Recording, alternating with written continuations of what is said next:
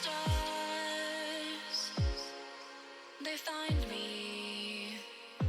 You shine so bright, it haunts me. I'm lost in this thick black sea of hopes for you and me. In the night I see you walking my way, sailing on my soul, your light.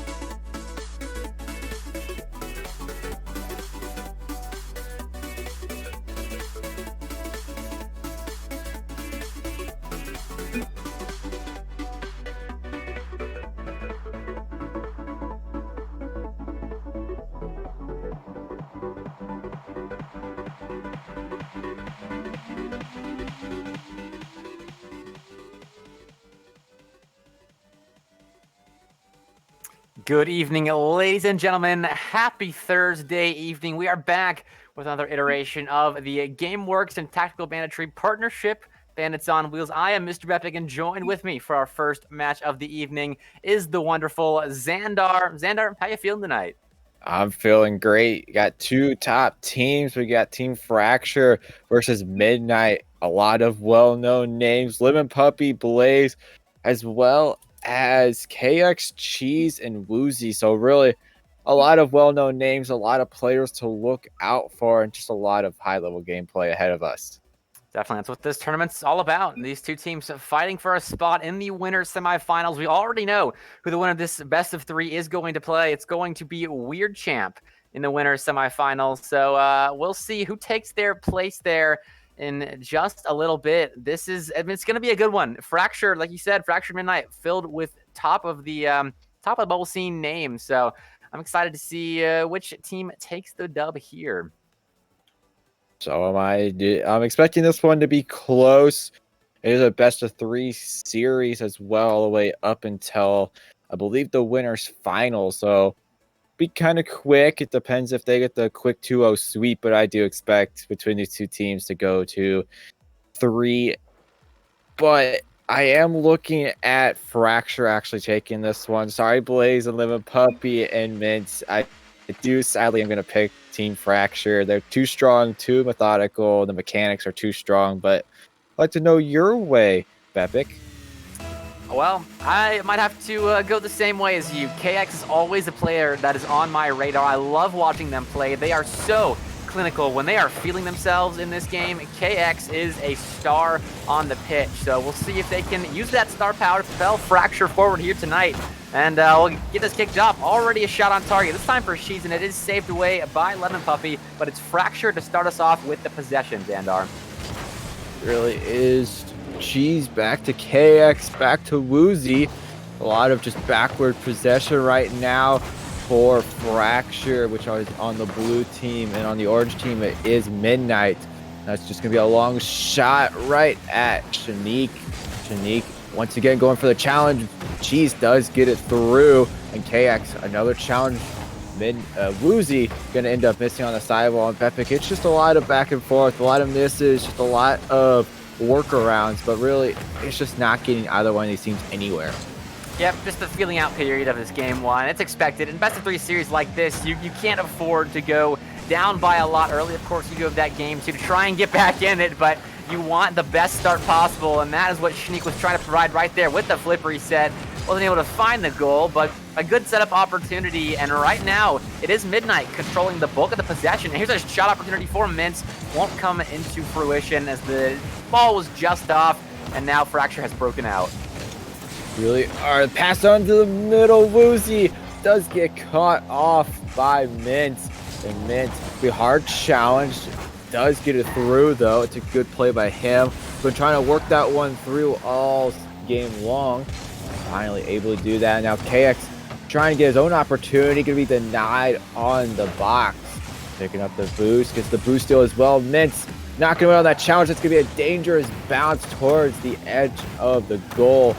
I'll go in the opposite way. Lemon Puppy trying to put this one into the middle. It does get the pass, not hard or good enough. So that one's going to be an empty possession, but an open net. No, the post is there. And Bepic, that was the opportunity of the game. Oh, Mint's had a completely open net, couple of good wins in the blue half. And now on the other end, Rusi shot on target, pushed off to the side by Al-Shanik. And they will survive on defense, Midnight does, but you got to be shaking your head a little bit if you're on that side after Mintz missed that open net. But not going to be down for too long. That's a chance saved by KX. I thought for sure that was going to be an opening goal here for Midnight. This one still may be KX's save, but it's weak, and the follow-up will be found. Lemon Puppy finds the opening goal of this series. Lemon Puppy with the assist here by Mintz. Mintz just trying to lurk there, but then a little bit of insurance by Lemon Puppy to guarantee that one in, and great work by those two. Just past halftime, they get the opening goal in game number 1. And yet, we're still going to sit here. Woozy over the cheese on the kickoff, looking for a kickoff goal here. KX off the backboard. Nobody in the midfield. Cheese and Woozy both go back for a boost. A lot of open space, but now the rotation's coming back into a formation. Not a lot of boost though off the backboard. Woozy just gonna put it over into the corner. Great pack pass. It is received well enough. A shot opportunity. Only made it to the 18, so not very far in. It's a shot opportunity, but the rotations, they're all going way too far back. They've noticed there's a lot happening, but Bepic, they are losing out on a bunch of opportunities that could be capitalized on. Won't miss on that one. Woozy does put a shot on net, saved away by Lemon Puppy. The defense of Midnight right now doing a really good job of just kind of hanging in there, finding the save they need to with good positioning. That's what's keeping their head above water right now as Fracture is putting the pressure on. It's a great booming clear to alleviate some pressure on this Midnight defense, and now with that midfield positioning, Al-Shanik's going to have a chance on net. 50's it on target. Oh, and it's saved at the last second by KX, pinching it off the post, and a chance to double up their lead has gone by the wayside because of KX's good defending. Both the defenses right now just doing well enough. That one breakthrough by Midnight has gotten them their lead, and they are clinging to it for dear life. And again, it's an easy save for Lemon Puppy. Despite a couple of low boost situations that Midnight have found themselves in, they are doing well to hang on and find those saves and clears they need to. They certainly are. They are finding the direction, finding their perfect path through this first one. They still currently hold the lead 1-0 with a pass from Woozy, trying to catch off Shanik. Does make the save in time. Hard angle does get knocked away by the defender. Now we're just looking back here on the blue half of the field. Woozy, 20 seconds remaining. Just going to send this boomer, which is just going to be sent all the way down. Looking for the redirect by Mintz. A little bit awkward here by Cheese. Oh, great touch to get it over Mintz. And now with 5 seconds remaining, going to be close down to the wire. 1 second remaining. They can keep it up. Nearly touch the ground. It's still bouncing off the sidewall. Cheese all the way back. They can keep the dribble up with Woozy. The flick does get blocked out by Mintz, though. They are there. And now the redirect coming through. KX, can you get the infield pass? It is there. Not going to be touched. And Team Midnight is going to get the first game in the books. Yeah, that was just a good defensive showing. There was really anything threatening that was put on by Fracture, and I'm a little surprised about that. They were just playing they were playing solid defensively, but they couldn't get anything super threatening on that orange net. There weren't any real passing plays or solo efforts that found threatening shots that made the defense sweat a little bit. It was all relatively easy saves, and I mean, relatively simple shots. They can work if you are running interference on the orange goal line of Midnight, but there wasn't really any of that out of Fracture. There wasn't anything that stood out offensively for them, and I think that's what allowed, or like what kept them out of the scoring off the scoreboard in this game. Oh, that is completely true. There's just a lot just kind of sitting there, just sat there right on the shelf, wanted to be picked up, but yeah, like you said, just could not be chosen to be played with. It wanted to, but yet could not get anything there on the shelf to actually be put into the net. So yeah, that's just a empty possessional game that just ended up in nothing. Just ended up in nothing. And now going to game number 2, you're down. You do not want to go down to that lower bracket because it's already looking fierce. Definitely. The lower bracket in these tournaments, and there's no telling who comes out of them. It seems like Mirage is the only team that seems to have good odds at coming out of the lower bracket, but that's neither here nor there in this series. Starting us off in game 2, it's going to be Mint in offense. Passing down to Lim, probably shot on. It's weak and easily saved by KX, who's going to break out here, but trying to find their second goal of this series early is Midnight, and the defense of Fracture holds on for now. Really do. Cheese blocked away by Blaze. And now Blaze with a double tap. Infield pass. Not going to be received by anybody on Midnight. Cheese trying to chase down Lemon Puppy. A little bit of an awkward save, though. It does get it away and the clear. Counterattack off the back. We're looking for the double.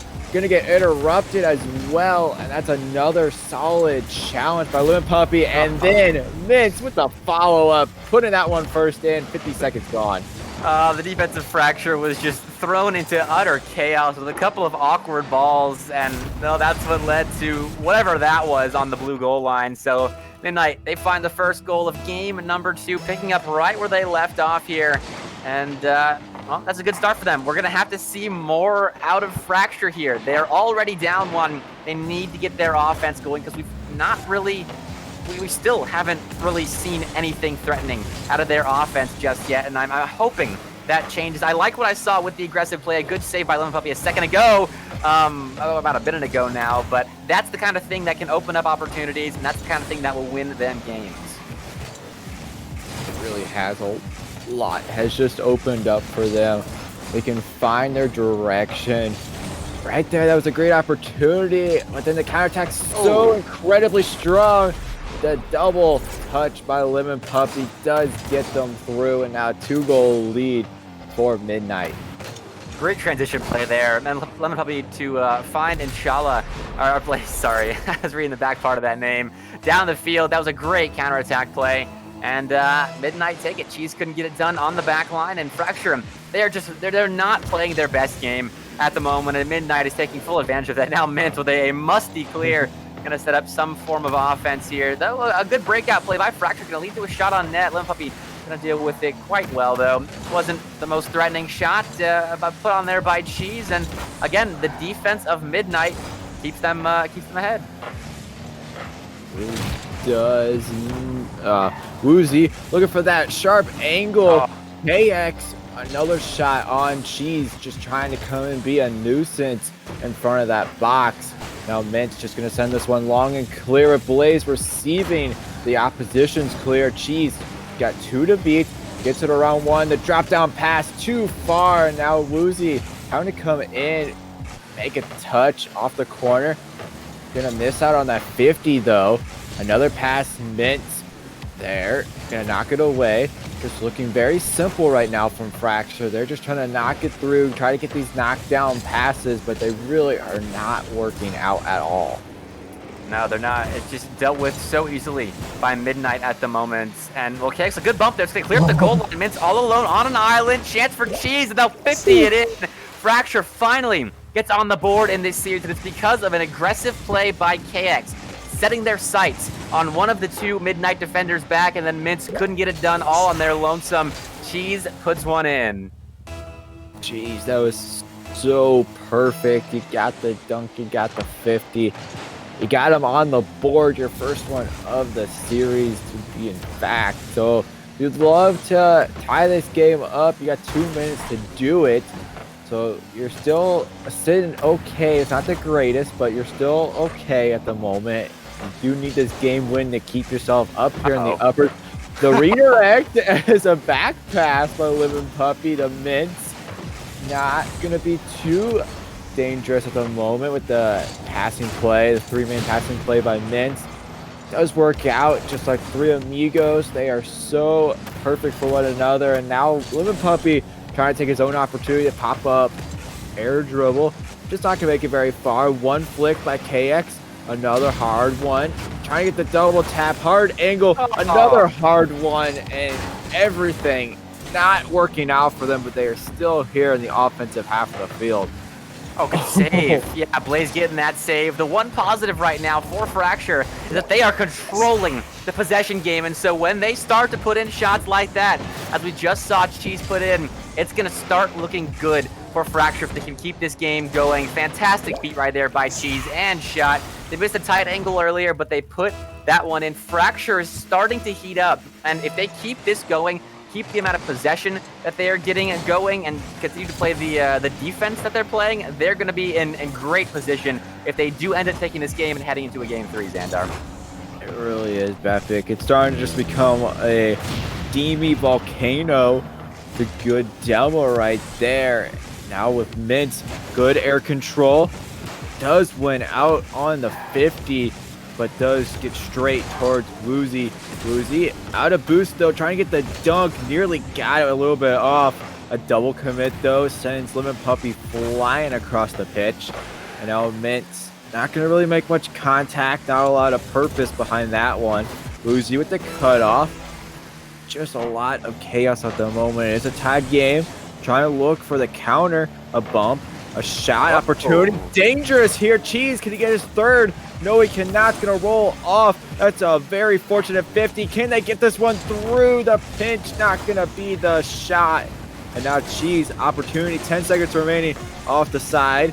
And now a net shooting. Woozy goes off and then redirected by Lemon Puppy over to the sidewall. 1 second remaining. Are we going to see overtime here, Bepik? We may be seeing it. They're going to send it down. We will see overtime in game number 2. The fate is on the line here for Fracture. Indeed, and all the momentum on the side of Fracture as well, I would say. All the possession. They're finding that aggressive play style. It's starting to get them goals. The bumps that they're going for on several occasions have opened up the orange net. Just they weren't able to score before another player gets back on the side of Midnight, but if they keep it going like that, Cheese with a double bump on the side of Midnight, and now Woozy trying to fake it past two Midnight defenders. Not going to work out, but Fracture has started to come into their own in their offensive game at the moment, something we did not see the entirety of game number 1. Now, good 51 by Woozy, pushed away by Mint as they get the clear out. Counterattack play is on. Cheese will find the clear, but Fracture looking very, very good at the moment. Everything is looking very good for them. They found their direction, they found their angle, and now they just need to continue with it. Woozy trying to get it out of the zone. Gonna be stolen for his boost, so that's not a very good right now for Team Fracture. And that's just gonna be a long booming clear hut by Lemon Puppy. That's just gonna be sent straight over to Mint. A lot of great possession, a lot of great passes. Nearly get to pass them. The redirect, no, the pass by Mint's not going to come through fruition. And now they're looking for their own drop-down pass. A very key play for Fracture. Now the net just being hammered at the moment. The opportunity looking low, but right at KX. Cheese does get bumped. KX offered here, and then Lemon Puppy does give him game number 2. That is the series. They're moving on to the semifinals. Great job by the Midnight offense here to turn on the Jets when it mattered most and find the one goal they needed to book their spot in the winners semifinals. They made it chaotic for Fracture on defense, like Fracture was doing to them the entirety of game 2. So great work in overtime right there by Midnight. We'll see if they can continue their solid play in their next series and take it all the way to the winners finals. But that'll be in a little bit. Xandar, this series was all we could have hoped for in game 2 when Fracture really came alive and started taking it to Midnight. They really were. They're a little bit disappointing to both of ours. Our predictions both went in the trash. But we won't talk about that one. We both said it was going to be Midnight, right? Nobody remembers anything. Nobody go back in the VOD. Nobody go check. Please don't watch. We're good. But never mind that. It was a great play by Midnight to finish that one off. But yes, they kept the pressure. They kept the game going. They flowed around the field so well. Can't say the same for Fracture until they started picking things up at the end of that second one. Yet they still lost that one in a quick sweep, and we're going to see them down in the lower bracket. Hopefully we can see them down there in the losers finals.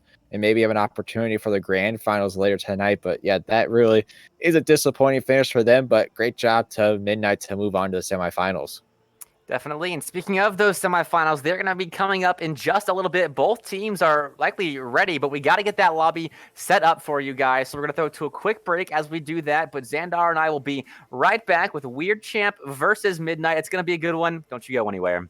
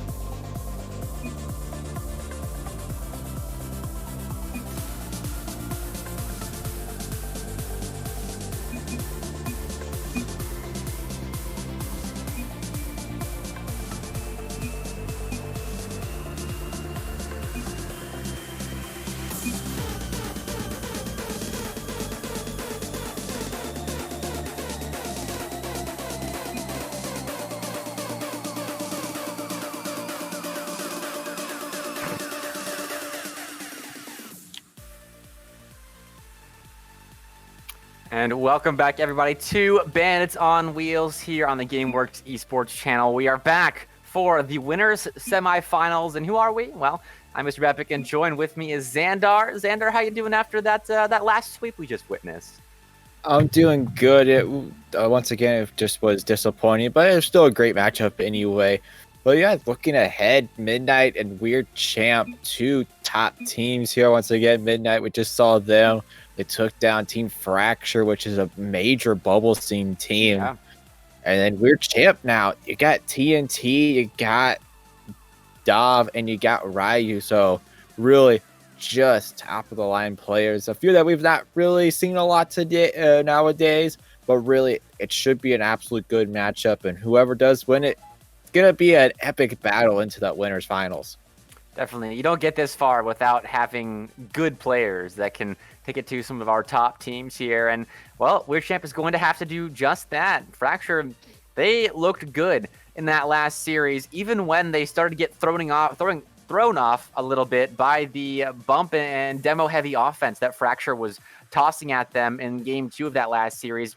They still found a way to win that game. They took their early lead, and they ran with it through overtime and broke down the Fracture defense there when it mattered the most. So Midnight, if they can continue the momentum they've got on their side into this series, I think they have pretty good odds of winning it. They really do. Everything just kind of it fell apart for Fracture, but things really just stayed steady for Midnight. They found their way through it. It was not a too incredible hard match for them. It just seemed to flow pretty well in the end. It was a very flowing game. They found the passes, they found the drop downs. They know how to use the sidewall to their advantage, which was very vital in that one. And then the 1, 2, 3 passing plays all around the pitch. They literally just passed circles around Fracture. They could not stand a chance when they were starting to pull off things like that. So I'm expecting a lot more out of that from them, or things are maybe going to fall off into the deep end. We'll see. That's all going to be down to what Weird Champ is going to throw at them in this series, though. Starting us off in offense is Midnight. We'll see if they can stay here. It is that, feeling out period where we do tend to go back and forth between two teams like these, though. That's a good clear out by TNT. A chance on net now, and no one's back. That's just an early goal for TNT and Weird Champ because there were no defenders. Yeah, there's a lot with that right now. Just a lot coming through. The pass by T, or from Ryu over to TNT, soaring through the skies. That really opened a lot up for them. Gets the first goal on the board. Yes, indeed, and that's the start that Weird Champ is going to want here. I believe that Midnight is the higher-seeded team. I could be wrong, but if you are an underdog, like Weird Champ likely is, you want to get that early advantage, and that is what TNT just got them. Oh, shot. A lot's coming through. Everything's just coming through the passes. A lot to Midnight, a lot to Lemon Puppy, a lot of close chances like that one. They're really just trying to put in the work, and things are just trying to pop off at the moment. Things are really looking good. Pass over to Lemon Puppy, and Blaze with a follow-up. Once again to Lemon Puppy, middle of the game, and things really are just popping off for them in this one. Yeah, still no goals to show for the offense that they have put on the pressure that they have put on the side of Weird Champ. The defense of Weird Champ just solid at the moment. They're finding those clears and not allowing many opportunities on net for Midnight at the moment. It's kind of what Midnight did to Fracture in that last series, where the ball was just in the side of Fracture, or in the side of Midnight the whole time, but the defense just held strong and kept the Fracture side at bay. This time it's Midnight being kept at arm's length here. Lemon Puppy trying to make something happen here at the midfield, but Dav's going to clear it out, and now an opportunity to double up their lead for Weird Champ. Just the opportunities right now. Ryu and then Mint over to Blaze. No, it's not going to go through. And just Dav trying to push through this defense. Not going to be happening at the moment. And Blaze, once again, going to lose out on that 50. Trying to look for a hard one, and the sharpness is not going to cut it, though. Another opportunity for Blaze in the midfield. The follow-through by Mint is a little bit late to the punch. The punches have not been thrown as hard as we saw them against Team Fracture, but they're still piling up at the moment. Things really become a very big annoyance from Weird Champ on Midnight. Definitely, their clears and transitions have been fantastic, though. That is fantastic. Right back in the face of Weird Champ Mints. A great solo play from their goal line all the way into the orange net. A good carry, and then a pop over TNT. Mints getting it done on the counterattack right there for Midnight, and they finally tie us up. Just a great passing play. It comes through Midnight. Great opportunity. It took the chance, and they were rewarded for taking the risk, and it turns around into a tied game. About 2 minutes remaining on the clock, and Bepic, things are really just starting to pile up. They got the opportunity. Yeah, that one was great by Lemon Puppy to give them the lead. Lemon Puppy, I don't know if they backflipped intentionally there because they saw they were going to get beat to that ball, or if they just backflipped by accident and then were just rewarded by a complete whiff on the defensive end of Weird Champ. Either way, we see a second goal now for Midnight. Things starting to fall into place for this team right now. TNT trying to ruin that. That's a good ball off the crossbar. If only there were someone aggressing for the side of Weird Champ, though I can't blame them off the kickoff. It's tough to get players in position like that early.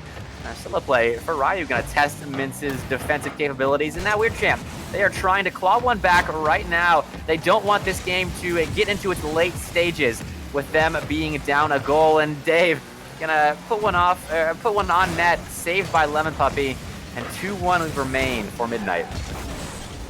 Yeah, these opportunities are really just starting to pile up now. It's a huge pile of paperwork that needs to be filled out, but they're opting not to. The pen has run out of ink, and For Weird Champ, the ink is pretty dark. You cannot read through it until Ryu does tell you, I don't need ink. I can just score it instead.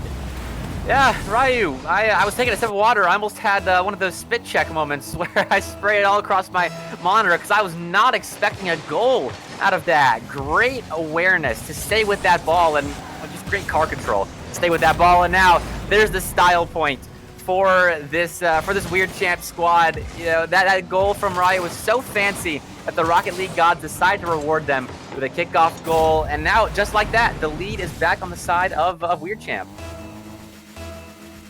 Back-to-back goals to give them the lead right back, like you said. That is perfect work in the through. And now you just gotta finish this one out. A demo space, Lemon Puppy looking for the net, an opportunity, but Dave or Dav does get this one through. Just a lot of opportunities, under a minute now. TNT, good dunk. Does not end up turning into much, but Ryu with the follow-up in the corner, back to Dav. I think it might be Dave. We're gonna go with Dave now. Mintz just trying to push something through. It's a lot that is not exactly working out right now for Midnight, but yet things on the other half of the field for Weird Champ is working through and through, and I like the work that's being put in. Definitely. Right now, Midnight pushing, trying to use these last few seconds to play some offense here and tie us up, send us to overtime. That's a good chance on net, but Dav or Dave, we'll figure it out in a little bit, is going to save it, but the follow-up play is there. Blaze receives the pass from Mintz, and the pressure that Midnight put on the defense of Weird Champ is going to turn into a goal with 5 seconds left. Great work, and we just might be going to overtime. Things are just turning into a mad case right now. No. Things have turned around. A kickoff goal? Yes, with 1 second on the clock, Blaze gets a kickoff goal. Ryu couldn't get the save, and that ball was this close to hitting the ground. I think the clock would have turned to 0 seconds, but there's still 1 second on the clock right now for Weird Champ to do something with, but they cannot. The ball does touch the ground. No overtime, but not in the way we would have expected going into those final 10 seconds. Midnight, what a swing right there. Things just swung around and just a huge basket case of just chaos. Everything just piled on top of each other. Bananas to oranges, cucumbers, anything that you can think of was just put on. And you can't ask for just a better game than that one. Back and forth all the way to the end. Just keep giving us the action, and you guys will do absolutely fine because you did amazing in that game. Yes, they did. And I just got word from Dav that it is Dav. So now we know that's how you pronounce their name. And, well, I'm excited to get into game 2 because that was tense. That was so tense heading into the final 15 seconds where Midnight found a 2-goal swing and they take game 1. I cannot wait to see what game 2 has in store for us, Sandar. And neither can I. Things just, they fell into their place. It's like this game I always think about as a game of chess. One move can ultimately end your entire game or even entire series if you pull something off the wrong way. You let one goal in, that could cost you everything. It could cost you the championship if you look at it that way. Everything relies on just one tiny little detail. And when you're kind of matching up a team like Weird Champ and Midnight, everything is on the line, especially when you're trying to battle for space in the winners finals. Yes, indeed. And an important winners finals that will be whoever will get there to face off. Well, we don't know who they're facing off against yet, but it's going to be a big one. That one game advantage in the grand finals is always huge for whichever team takes it. Now it's a huge pass. Mins can't get there before Dav does. And a clear will be found. The transition play on for Weird Champ. That was a strong suit of their game in game number 1. We'll see if they can keep that going for them on the offensive end. Right now, not going to really find anything substantial off their first counterattack. And now right back into defense they will go. Mint's keeping it alive. They pop it center. Blaze misses, and it's a whole strange scrum in the midfield. Finally, a booming clear comes out, Xandar, and we get a moment of respite.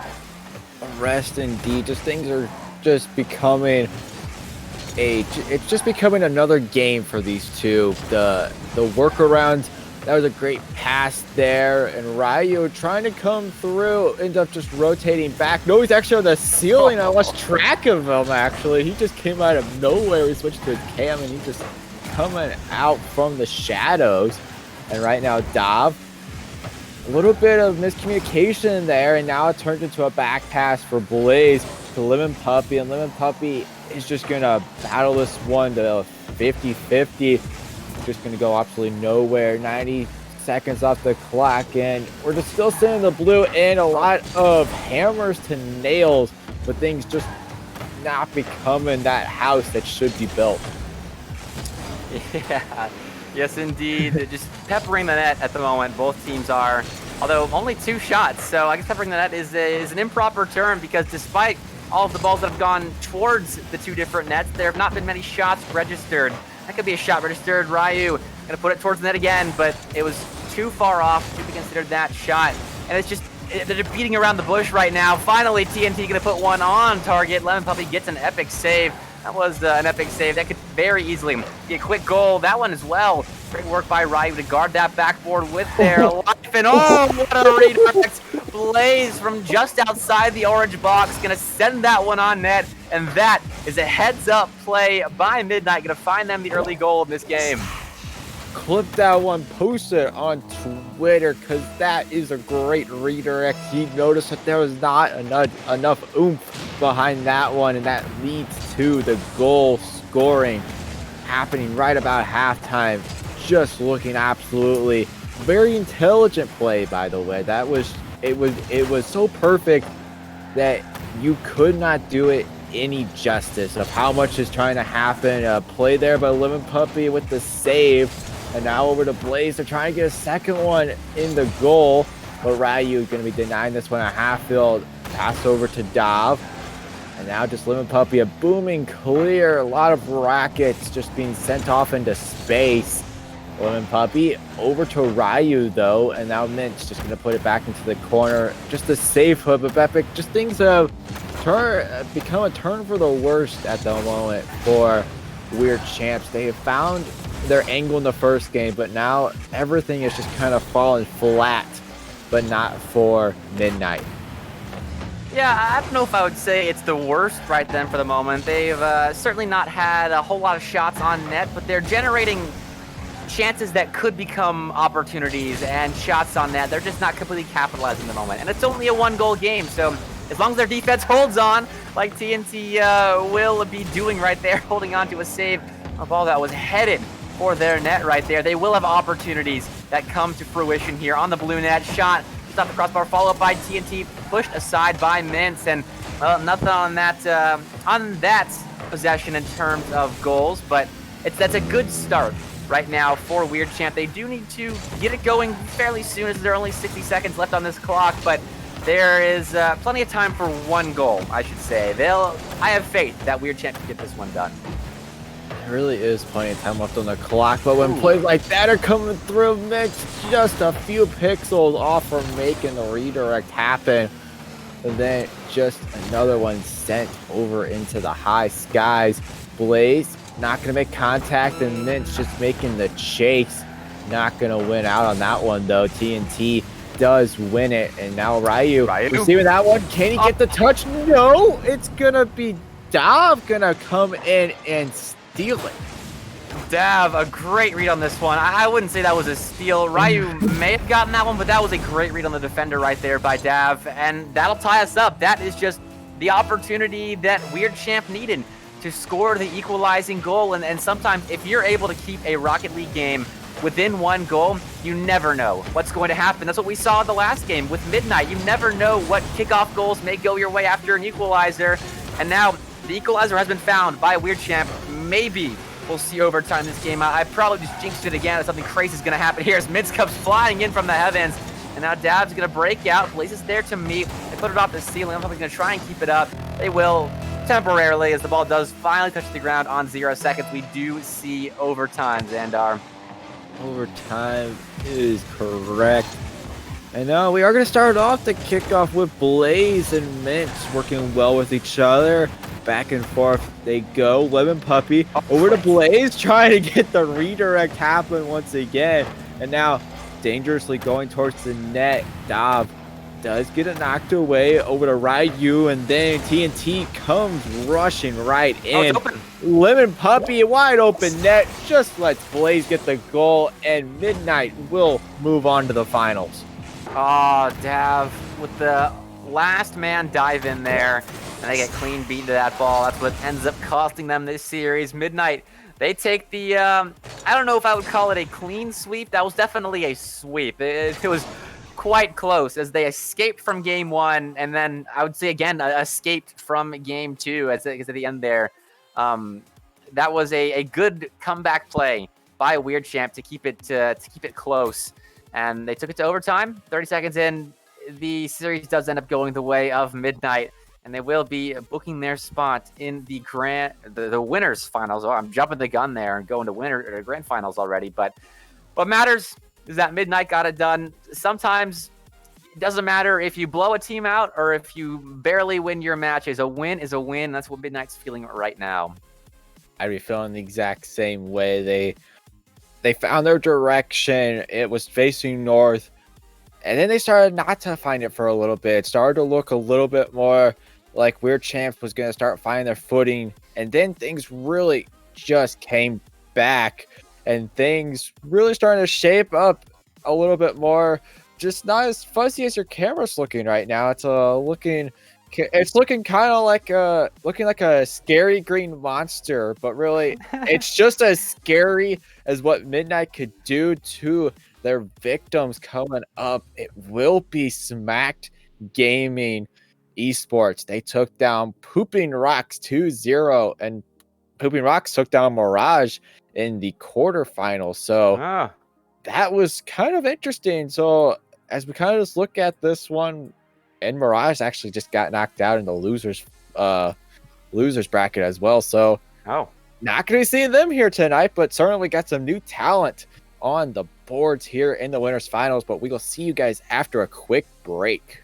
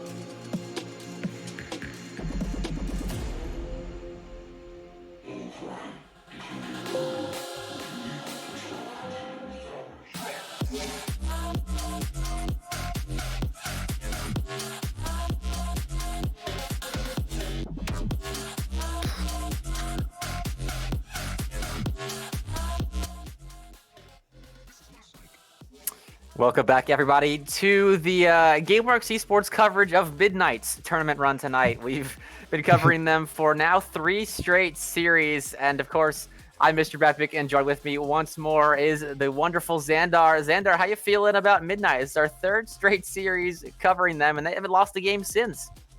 No, they have not. They have found their footing. They just take one step at a time, and each of those steps has turned into a victory. Things just really coming into sight. They have their victims, their opponents just right into their sight. It's really gonna be an epic one between them, Midnight versus Smacked Gaming Esports. So a few known names. You got Brock in there. Of course, a lot of us are expecting Brock to pull off something like this, but bringing in his friends Spy and Jaka, really just making a name for themselves, and now just trying to pull an epic win over on Midnight that we have been following all night, just like Mr. Bepic said.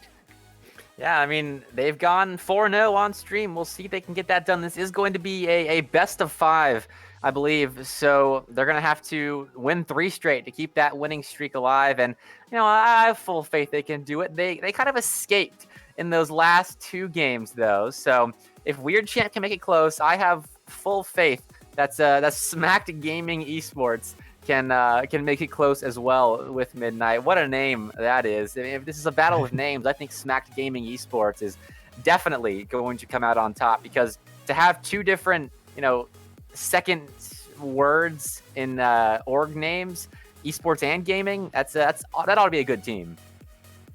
Yeah, right now I cannot go against Lemon Puppy and Blaze, especially Blaze. He's been on fire tonight. He just found all the answers to the test and answered them all correctly. So he's been trying to fight his way through this, did every single time, and just kind of going into this one. Yes, they do have to win 3 straight, not win 2, but really how you kind of look at it is it's a battle of endurance, and right now they have endured the most, not the most matches, just the most competitiveness out of their opponents so far, as they do look to be getting to the lobby.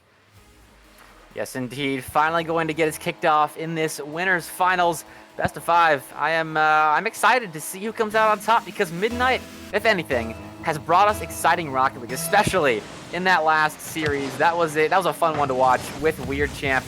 As despite the graphic, Smacked Gaming had 2 wins there for a second.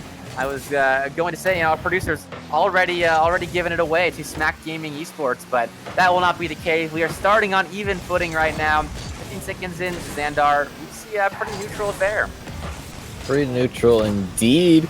It's a great pass. Oh, it just drives right past it. Brock just moving too far away. And now Cabinet with Spy. Spy rolling off the ceiling. A little bit of a rolling bowling game. Spy again with the follow-up. Just kind of moving around the pitch, just finding his direction. And a little bit more of the angles might be a little bit more useful. Blaze, a shot. Too soft, too directed at Cabinet. And now IKEA sent this one right over to Mint. But Mint is going to slot this one in. First goal to Midnight.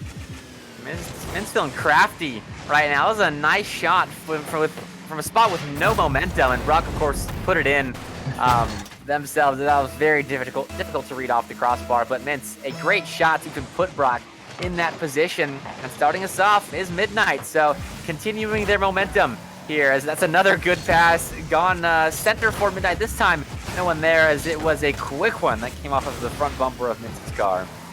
Maybe Brock just wanted to be a nice guy, help him out a little bit. That's what esports is all about, helping each other out, make sure everybody knows their way through. But when you have enemies that like Midnight, you can't always be mean. You have to find your common ground. And right now, the common ground is not an even ball game. It is a 1-0 score to Midnight. Looking to make it 2. Brock having to make the epic save here on the goal line. Mintz just chasing around. Lemon Puppy, another hard one. Mintz again receiving this one. A lot of backboard play with the turnaround here by Cabinet and IKEA to Spy. Brock and IKEA both go back in a lot of just back and forth counterattack, but that is so unfortunate, and Blaze in the right place at the right time gives them the 2-goal lead. Yeah, IKEA Cabinet pushed up a little bit too far right there and then got caught out for it. Tried to make a play on the ball, but ended up sending it the wrong way. Men Blaze took full advantage of that situation. Midnight, they double up their lead, and right now they're looking like the much better team. There's a chance for Spy to change that, though, off the back wall. Touched by Blaze right down to IKEA Cabinet. They set it off the back wall. Brock's there, shot off target, and 2-0 the scoreline remains. It's a very still close matchup right now. They're both a little bit more filling each other out. Just a lot of unfortunate plays coming through for the team in blue. A double commit by Spy and Brock, and now it's gonna be Spy giving up the possession. Mintz the catch, now the flick. IKEA Cabinet just gonna have to send this one floating.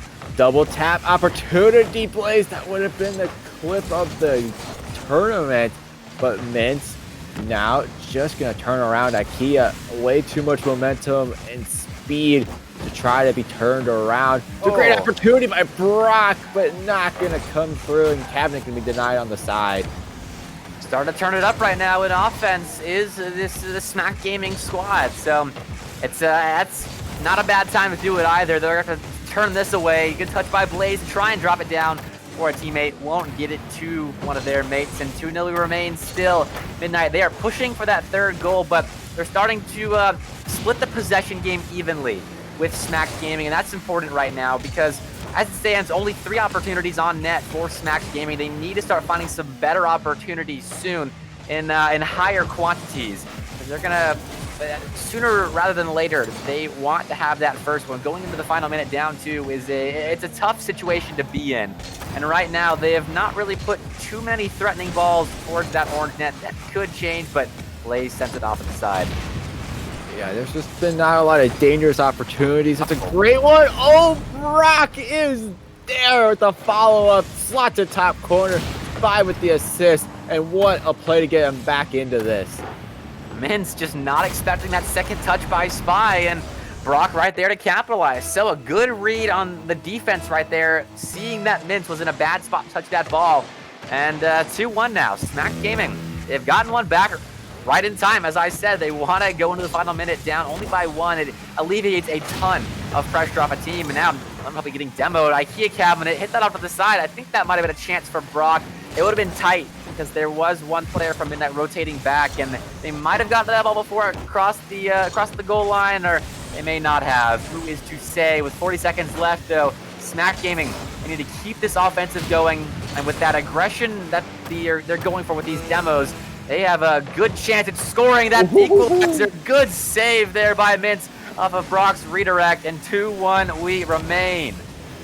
We do remain here, and Blaze trying to ensure this victory here. Lemon Puppy looking to chase after IKEA Cabinet, just trying to roll this one off the backboard. Under 10 seconds now. Spy having to knock this one away at the top of the box. The pressure is still here. Blaze with the touch. Spy, another one. 1 second remaining. Can he get this one? No, the shot gonna be a bouncer. Gonna go too high. Looking for the touch to clear out. Gonna still stay up. Cabinet over the pass, off the side, off the back.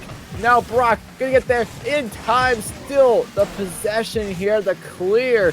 Now to open up a little more space, but Spy gives it right up on the sidewall, and Midnight will take game number 1. 2 stellar opportunities on 0 seconds there for Smack Gaming, but it was not to be. They sent him off target, and we remain at 2-1. Midnight, hold on, despite a great late push there from Smack Gaming. So game 2, I expect that to be just as close, because Smack Gaming in the back half of that game, they found their footing finally. After a first half that was a little bit lackluster, but once they found their footing, that was a very, very even match between those two teams. Midnight had their work cut out for them, and I expect their work to remain cut out for them game 2 and beyond.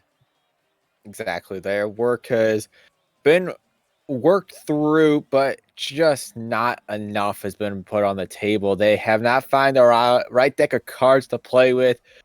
Too flimsy, too stiff. They need to find the right footing right now. They got to find the jack, the queen, and the king. And then, of course, the ace, the vital ace from their team. It's been Brock for the most part. He at least found the one goal to keep him in it, but not enough to keep him in the lead. And that turns out to be a loss for them. But great work by Midnight to give them the first game. But now looking into the second one, it's looking close, looking vital. This one is one of the most vital games. I always count number 2 being a vital game that then turns into game number 3 either being not as much, or it could be almost just as vital as game number 2. Definitely. I agree. I think game 2 and game 3, they're huge for both these squads. Midnight trying to keep the momentum going, and honestly, the same for Smack Gaming. And it all comes down to execution at this point. We saw a couple of inaccurate shots at the end of that game in game number 1, but Smack Gaming, if they can improve their accuracy going into game 2 and keep playing like they did in the back half of game 1, they are going to be the team that comes out of game 2 victorious. So we'll see what happens. A fresh 5 minutes on the clock here, and Xandar, take us away. I will indeed. Thank you very much, Epic.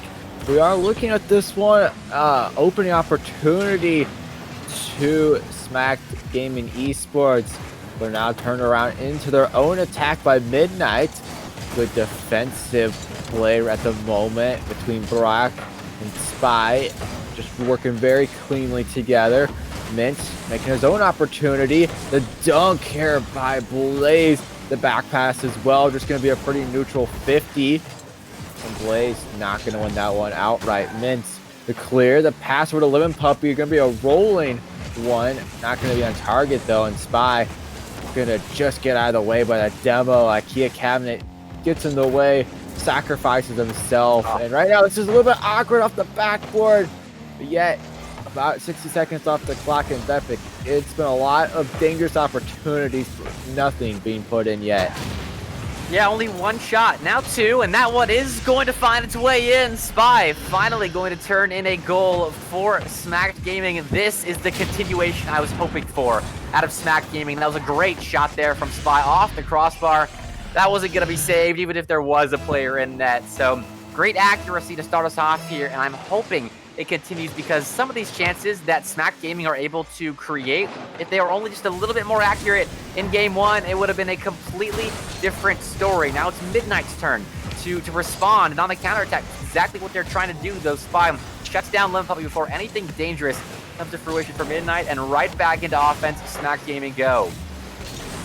Shutting them down, that's exactly what they need to do. They need to be shutting down every single part of it. And right now, Midnight not going to be shut down. They are wide open. The doors says open. They're looking for that one off the crossbar, though. Just skims right past it, but they're still on the offense. Great dunk. Lemon Puppy coming in as a third man. The challenge, but leaves the net wide open. IKEA cabinet going to get the second goal on the board for Smack Gaming Esports. Lemon Puppy got caught out a little bit. I nearly freaked out because Spy didn't notice that IKEA cabinet was up for that ball in transition, and they almost messed up that play. And I'm so glad they did, because that was a great transition there by Smack Gaming. I would have been so sad if they missed out on that second goal. And now with 2 minutes gone, they're going to find a third. IKEA cabinet went for the pass back to Spy. I don't think they had that angle quite unlocked. Now the transition play is on Mints towards that blue net. They are pushed aside by a 50 with Spy. And a little awkward in the blue box. They will escape due Smackdown Gaming. Now transition play of their own, just trying to get it out of their blue hat as quickly as possible, because the stuff that Midnight can create out of nowhere can be dangerous at times, but we've not really seen any of that. Good pass down center, but he can't get to the ball before Brock does. Open bump. Things really just trying to come in. Punishment being dealt out. Not anything is going to the net so far for Midnight. Past the halfway marker now. Blaze the back off. IKEA Cabinet centering this one, but it's just going to be Blaze catching it and being in position. Once again, it's Blaze just chasing the ball all around, trying to mess with it in the air.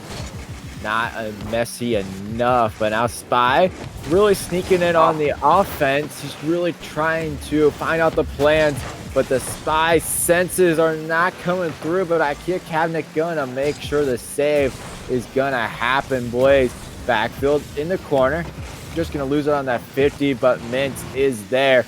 A 50 once again between motivated Brock and Mint.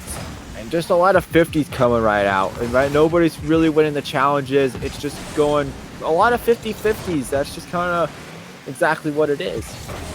Yeah, and they're only slightly won by Smack Gaming. Not going to matter if they get caught out on the transition. They will not there, at the very least, as Mint's shot from the midfield line was just off target. Now Brock and Spy doing something outside of the orange box right there. I don't know what it was, and the defense definitely didn't either. They do get the save, and that is what matters. Was about 70 seconds left on the clock. Midnight find themselves in the position that Smack Gaming was in game number 1, where going into the final minute, they're down by 2, now down by 3 as Spy puts that third one in. They're second to this game, and Smack Gaming, they are looking like the better team in game 2. They've just continued their momentum from the second half of game 1, and this is the culmination of that. They really are the better team at the moment. They found the map to success, and success is a victory in game number 2, which from the looks of this one is almost guaranteed at the moment. Of course, there is time, but 3 goals when you're playing this strong is not much possible for Midnight. They are looking to play for game number 3. But now with this one, game number 3 is a very vital game. It's going to be the one that's going to decide who's going to put the other one up in the series and going to be on match point after that one going into game number 4. So we're going to see a minimum of 4 games here.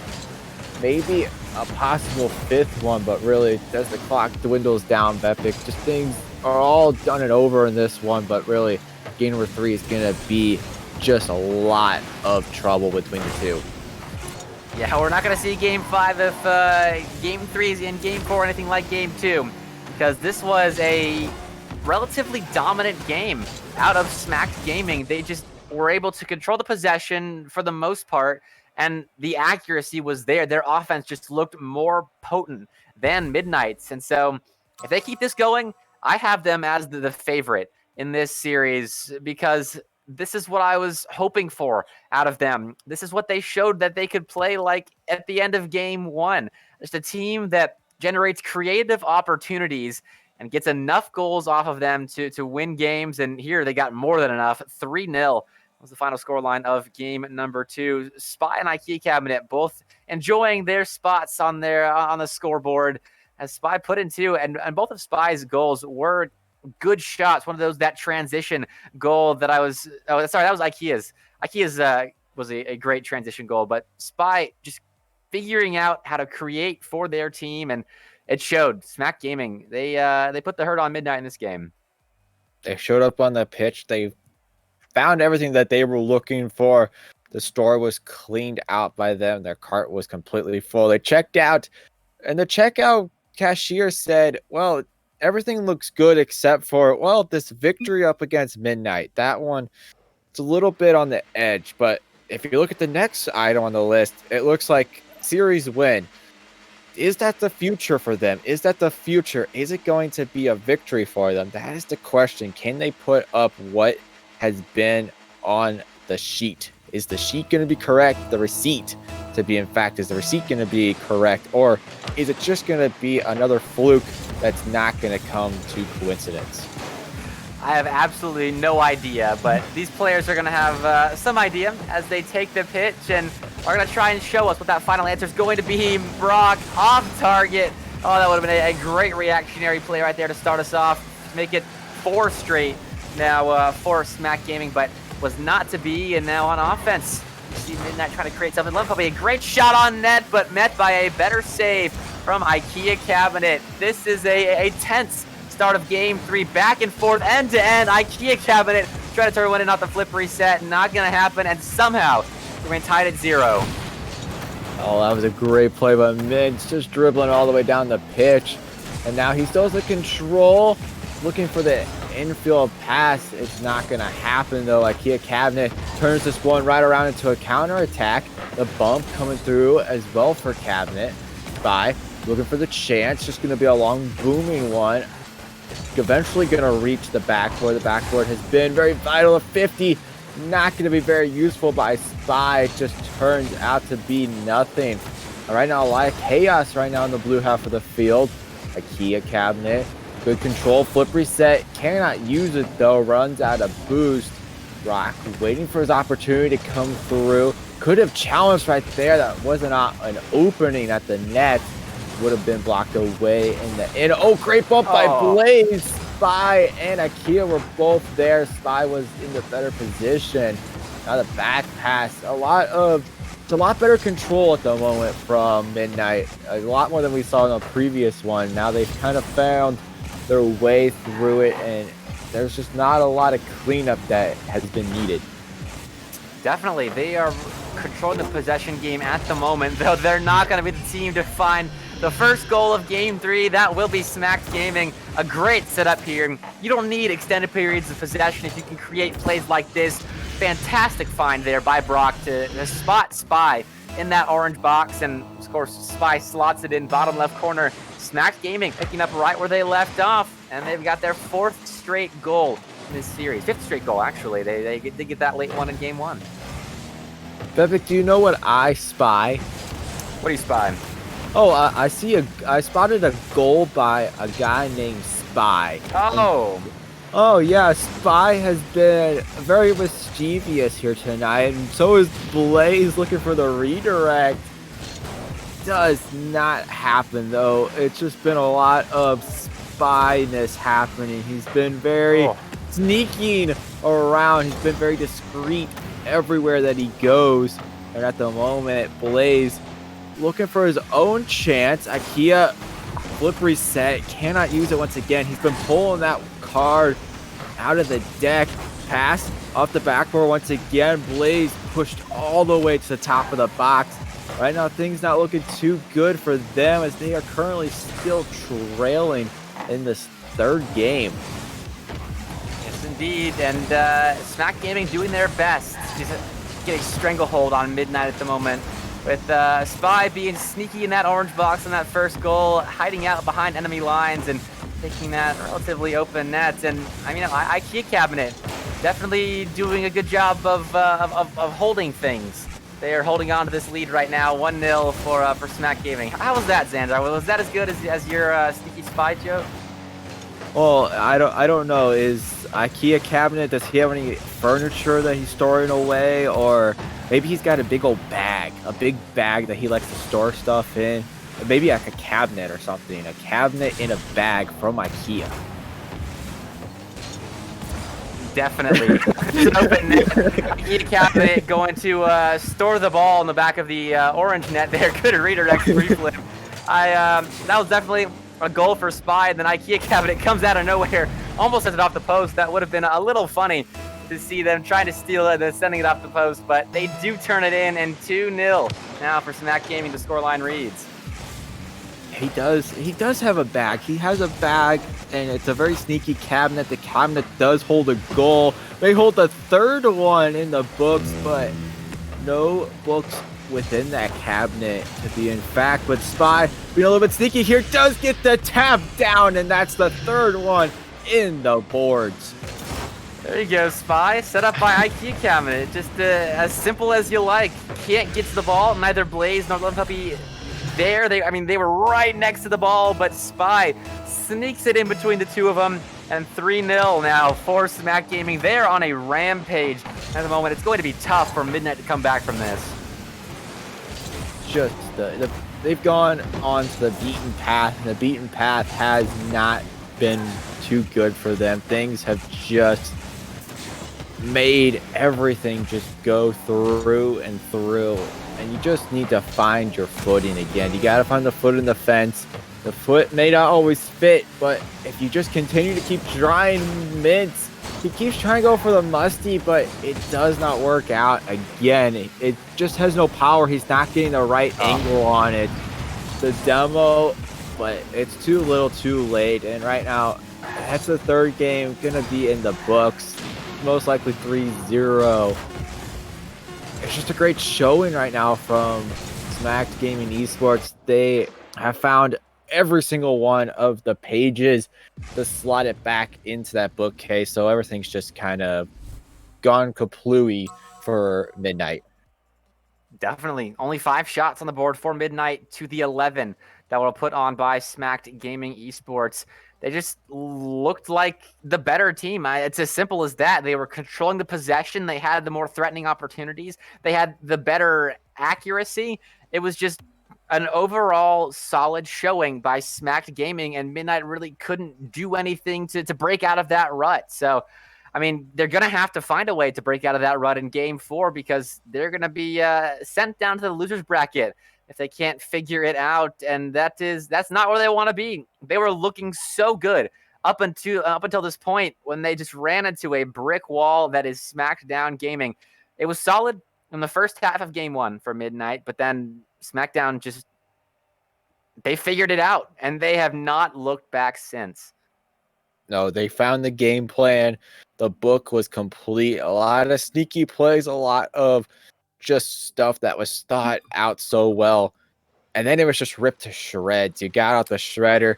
Everything just needed to be redone and rewritten.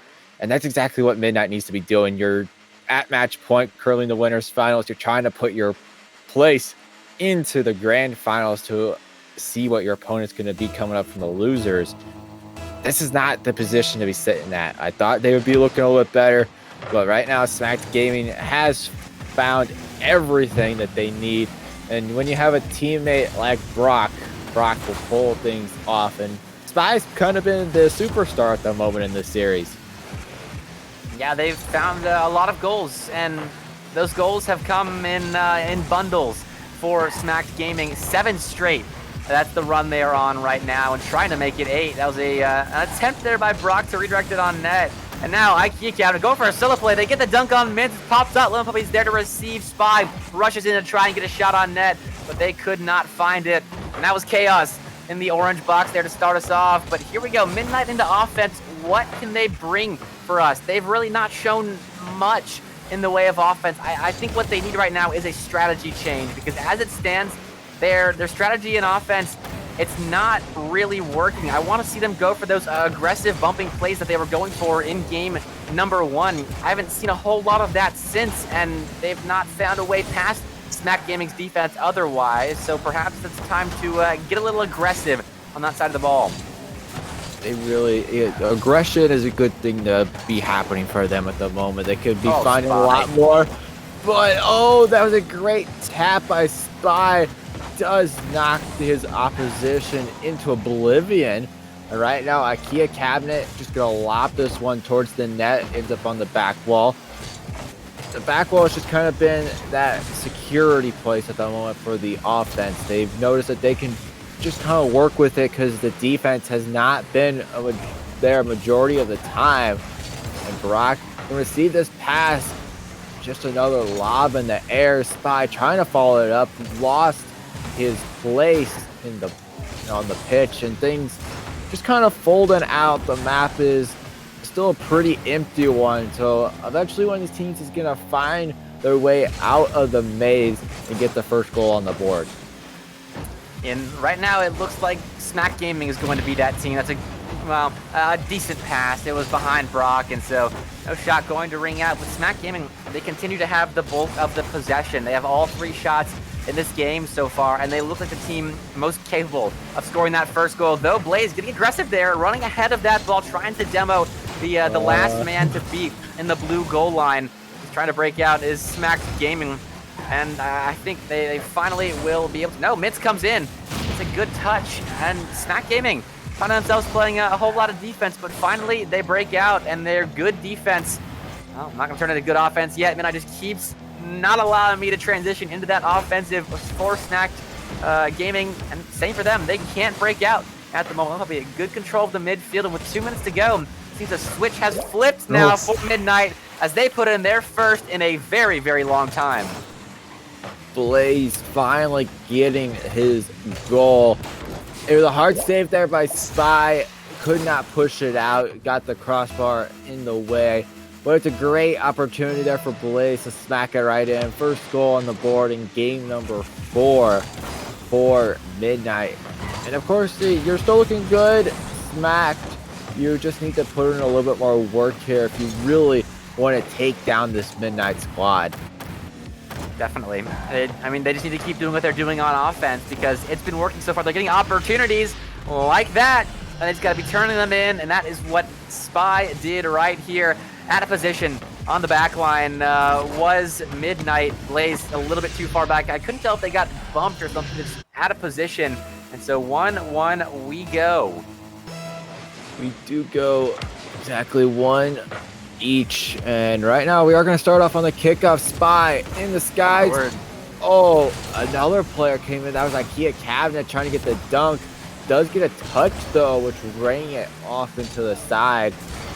Good pass over to Blaze in the backfield. Still keeps the control in the air, but does get beaten out. Oh, looking for the top corner. Spy, so much power, so much purpose behind that. And now the play transitioning with Lemon Puppy. Gonna make contact. Oh, but great. Oh, what a play right there from Brock, but not gonna turn into much. 60 seconds left on the clock, and we're still sitting at 1 each. Smack is starting to turn it on though, and that's not good news for Midnight. This is a good transition play by IKEA Cabinet, gonna get it all the way down to the orange back wall. Spy going off the ceiling. They've got their flip here. Oh, but Lempuppy expertly dribbled it away from the clutches of that Spy. And with 40 seconds now, it's relatively even. Midnight's finding moments of respite to just kind of buy time and get boost to play defense with, but Smack is keeping the ball on the orange half, and if one mistake is made or one stellar play out of Smacked Gaming is made, then it could be all over for Midnight. It really could be. But we have 20 seconds left on the very clock. Great touch by Brock. Flicks it over 1. Got 2 to beat Blaze.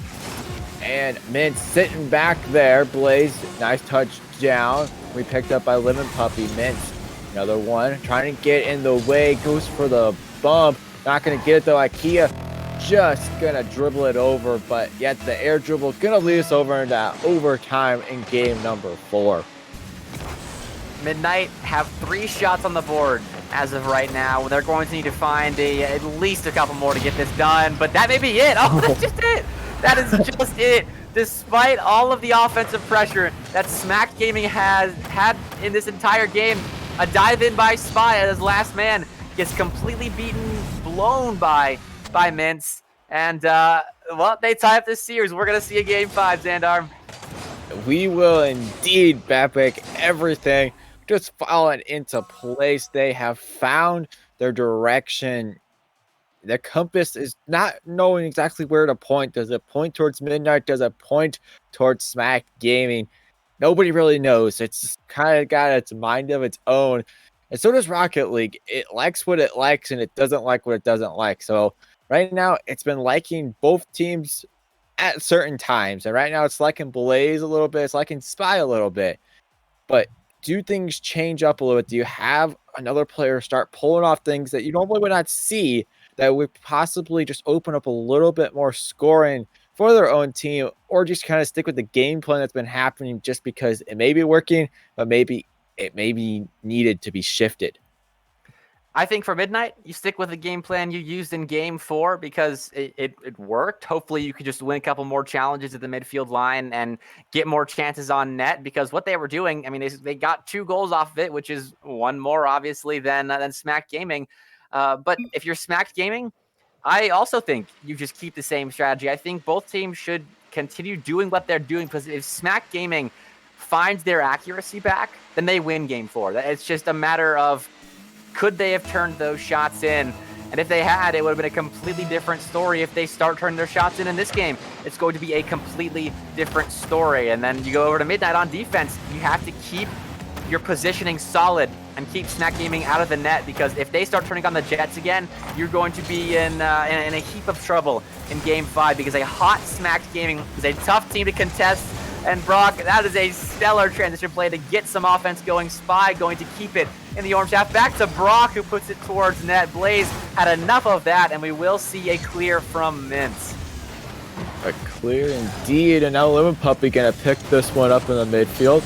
Another solid touch, and gonna be a pickup here by Blaze. No, by Spy, and now Mintz gonna get into the action. Just gonna send a lobber towards, gonna get the demo on Spy. Spaces here, Blaze trying to bait them in. Spy gonna spawn, and the ball's just gonna land right into his lap.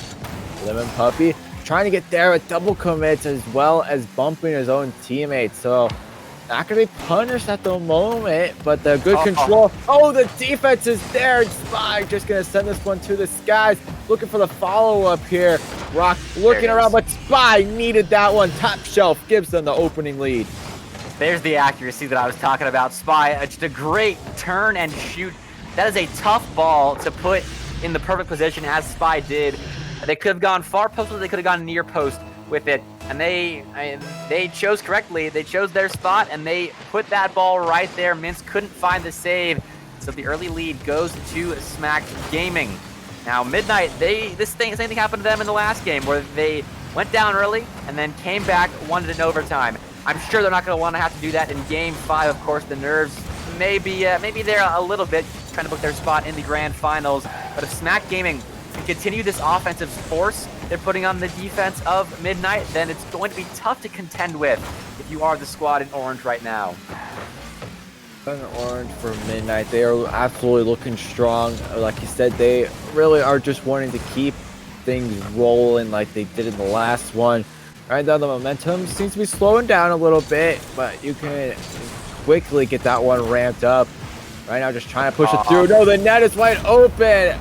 Motivated Brock gonna get this one through. 2 minutes down, 2 goals into the net, and that's a great lead here for Smack Gaming. Yeah, that was a freebie.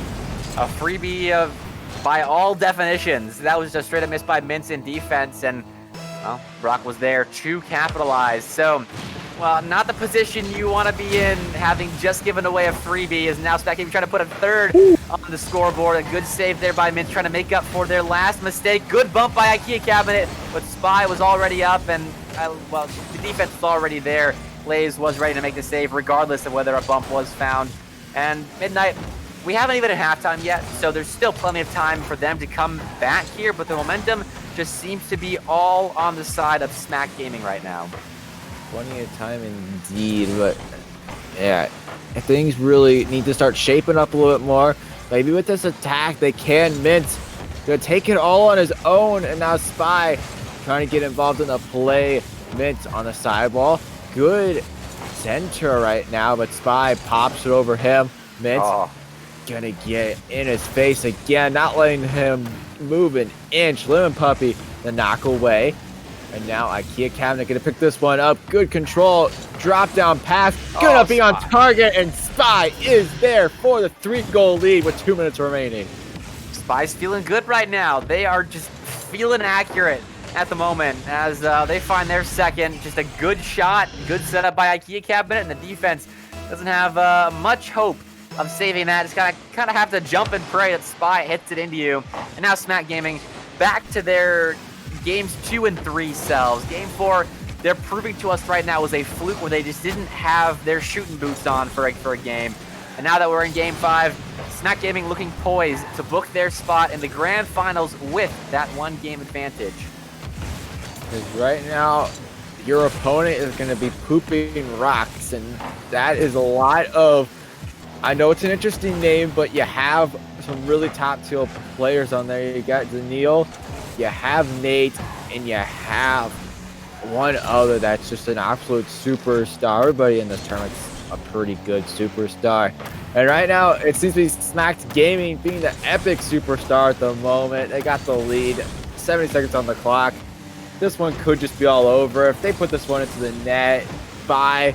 Trying to take it, not going to come through, but this one just looks dead right now for Midnight. They cannot find anything to punch through because everything that's been wanting to punch through, the board has already been broken and they cannot find any new lumber because lumber has been another shortage. Yeah, definitely. And to your earlier point, I think I too be pooping rocks if I had to play either of these teams. Despite Midnight not showing up in Game 5 here, getting 3-0'd potentially once again. All 3 wins, if this scoreline holds, will have been 3-0s for Smacked Gaming. So interesting stat there. And in fact, if this result holds, which is not, Midnight ruining that, it would have been all 3 wins for Smacked Gaming being 3-0s and all 2 wins for Midnight being 2-1s. But then Blaze had to go and ruin that for me. So can't have anything nice when Blaze is on the pitch and Midnight get one back. Wait, we have nice things? I never knew we got any more. Blaze is throwing them out the window. Okay. Oh. Well, a double fake. A double fake. Okay. Okay. That's gonna be something to look at later. But right now, just spy. I think he's trying to get his hat trick. If he doesn't already have it, you know, he needs one more if he wants to get it. Looking for the sharp angle. No, just a long clear, and that's gonna be it for the winners finals. And that's gonna be Midnight having to go up against Pooping Rocks, which is Vigil, Nate, and Zanil. But great job here by Smacked Gaming Esports. They found their way, and the way was victory. 3-1 the score. Series and Bepic, that was an epic one, and they did break the chain, but we're okay with that. We're okay here. Well, speak for yourself. I'm mad that the one shot in Game 5 was a goal for Midnight, and it breaks my chain of 3-0s. But Blaze, I can maybe forgive you for that if you put on a show in the losers finals, which we're gonna be going to just a little bit. That's it for the winners finals. Good job, Smacked Gaming Esports, for booking their spot in the grand finals. But we're gonna throw it to a quick break as we get set for those losers finals in just a little bit. We're gonna be right back. Don't you go anywhere.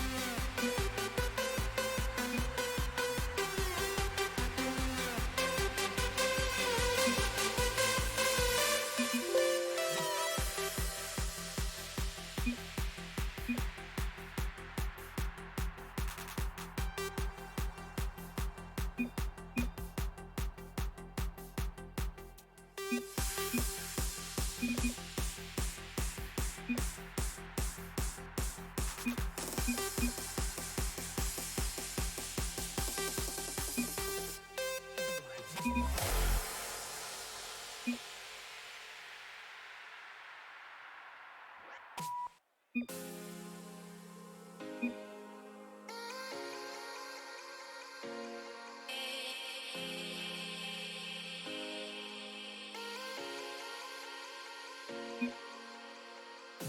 remember the fade in your eyes. I'm lost in space, floating away. Away,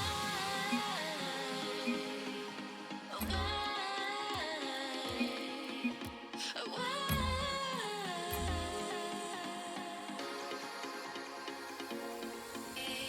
I'm running away from you. I'm running away. I'm running away with you. I'm running away. I'm running away from you. I'm running away. I'm running away with you. I'm running away.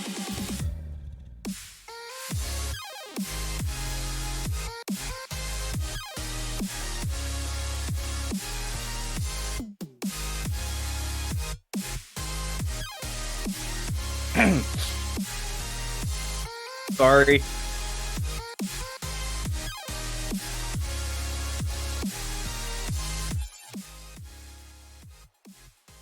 Welcome back, everybody, to the Bandits on Wheels, presented by GameWorks and Tactical Banditry. We finally have a losers finals matchup for you. And joining me now in the booth is an odd fellow. How you doing, despite some technical difficulties? I got my technical issues worked out, so we're good. So I apologize to everybody watching. That was entirely my fault.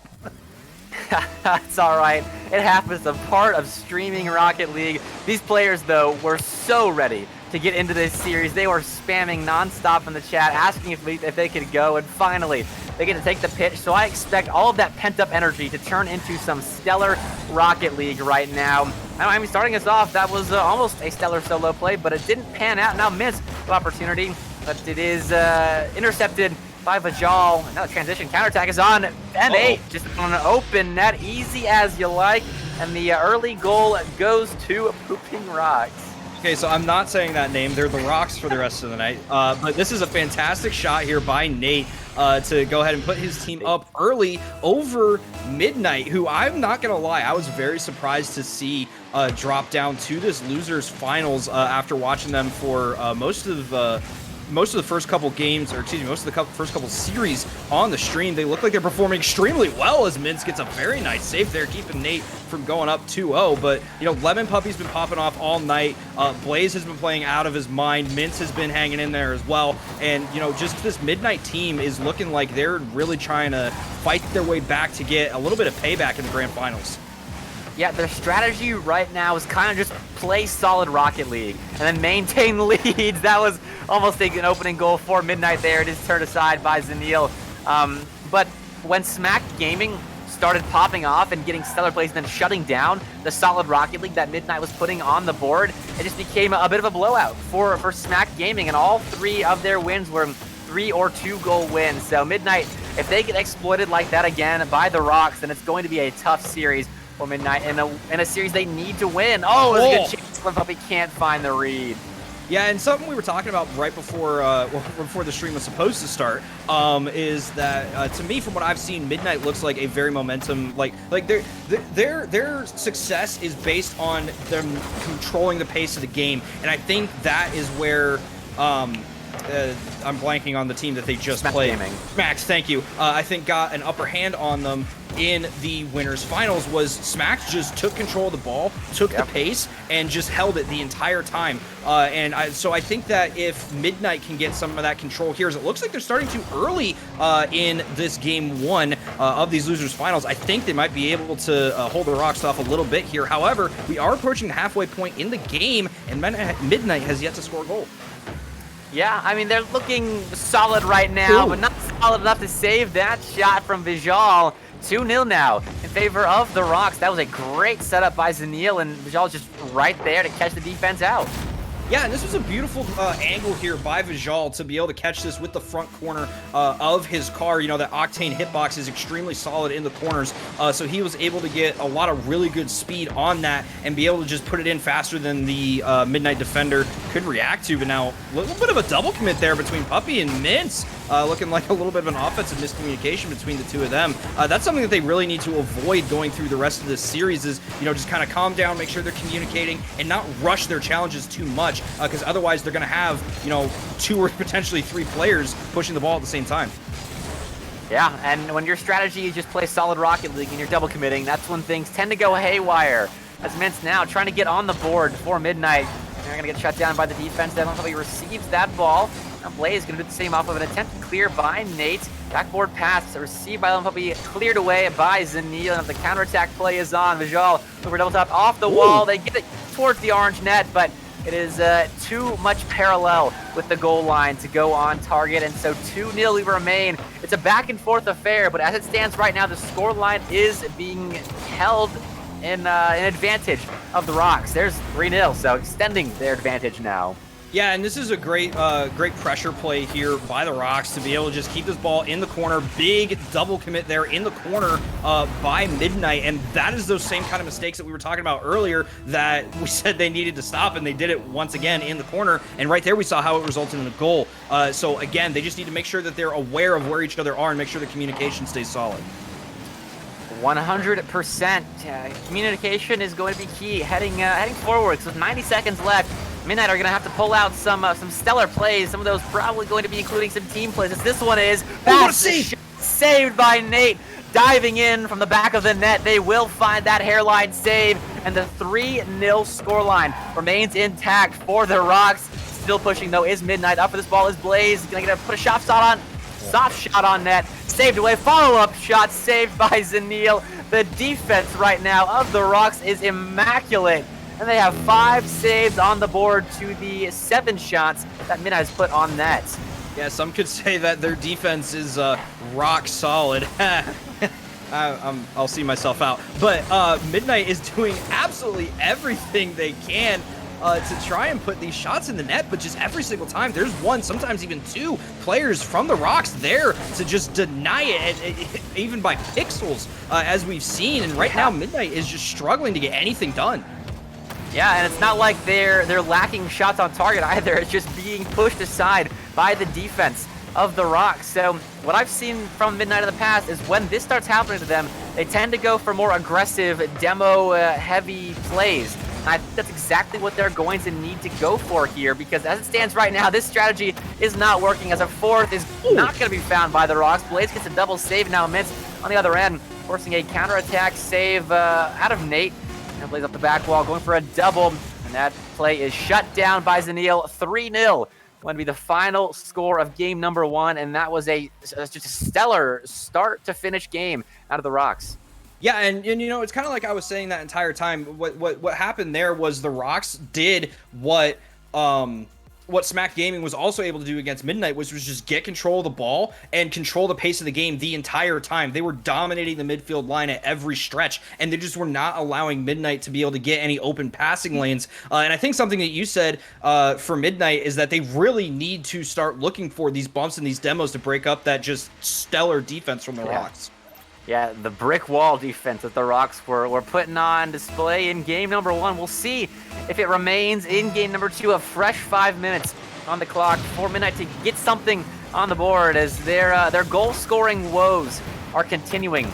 In game 4 of their last series, they were able to put some on the board, enough to win a 2-1 affair there, but then, I mean, all 3 of their losses, they conceded 3 and then only put up 1 goal across the 3 of those. So we'll see if Midnight can finally get something that works going in offense, because as it stands right now, they are struggling to put balls in the back of their opponent's net.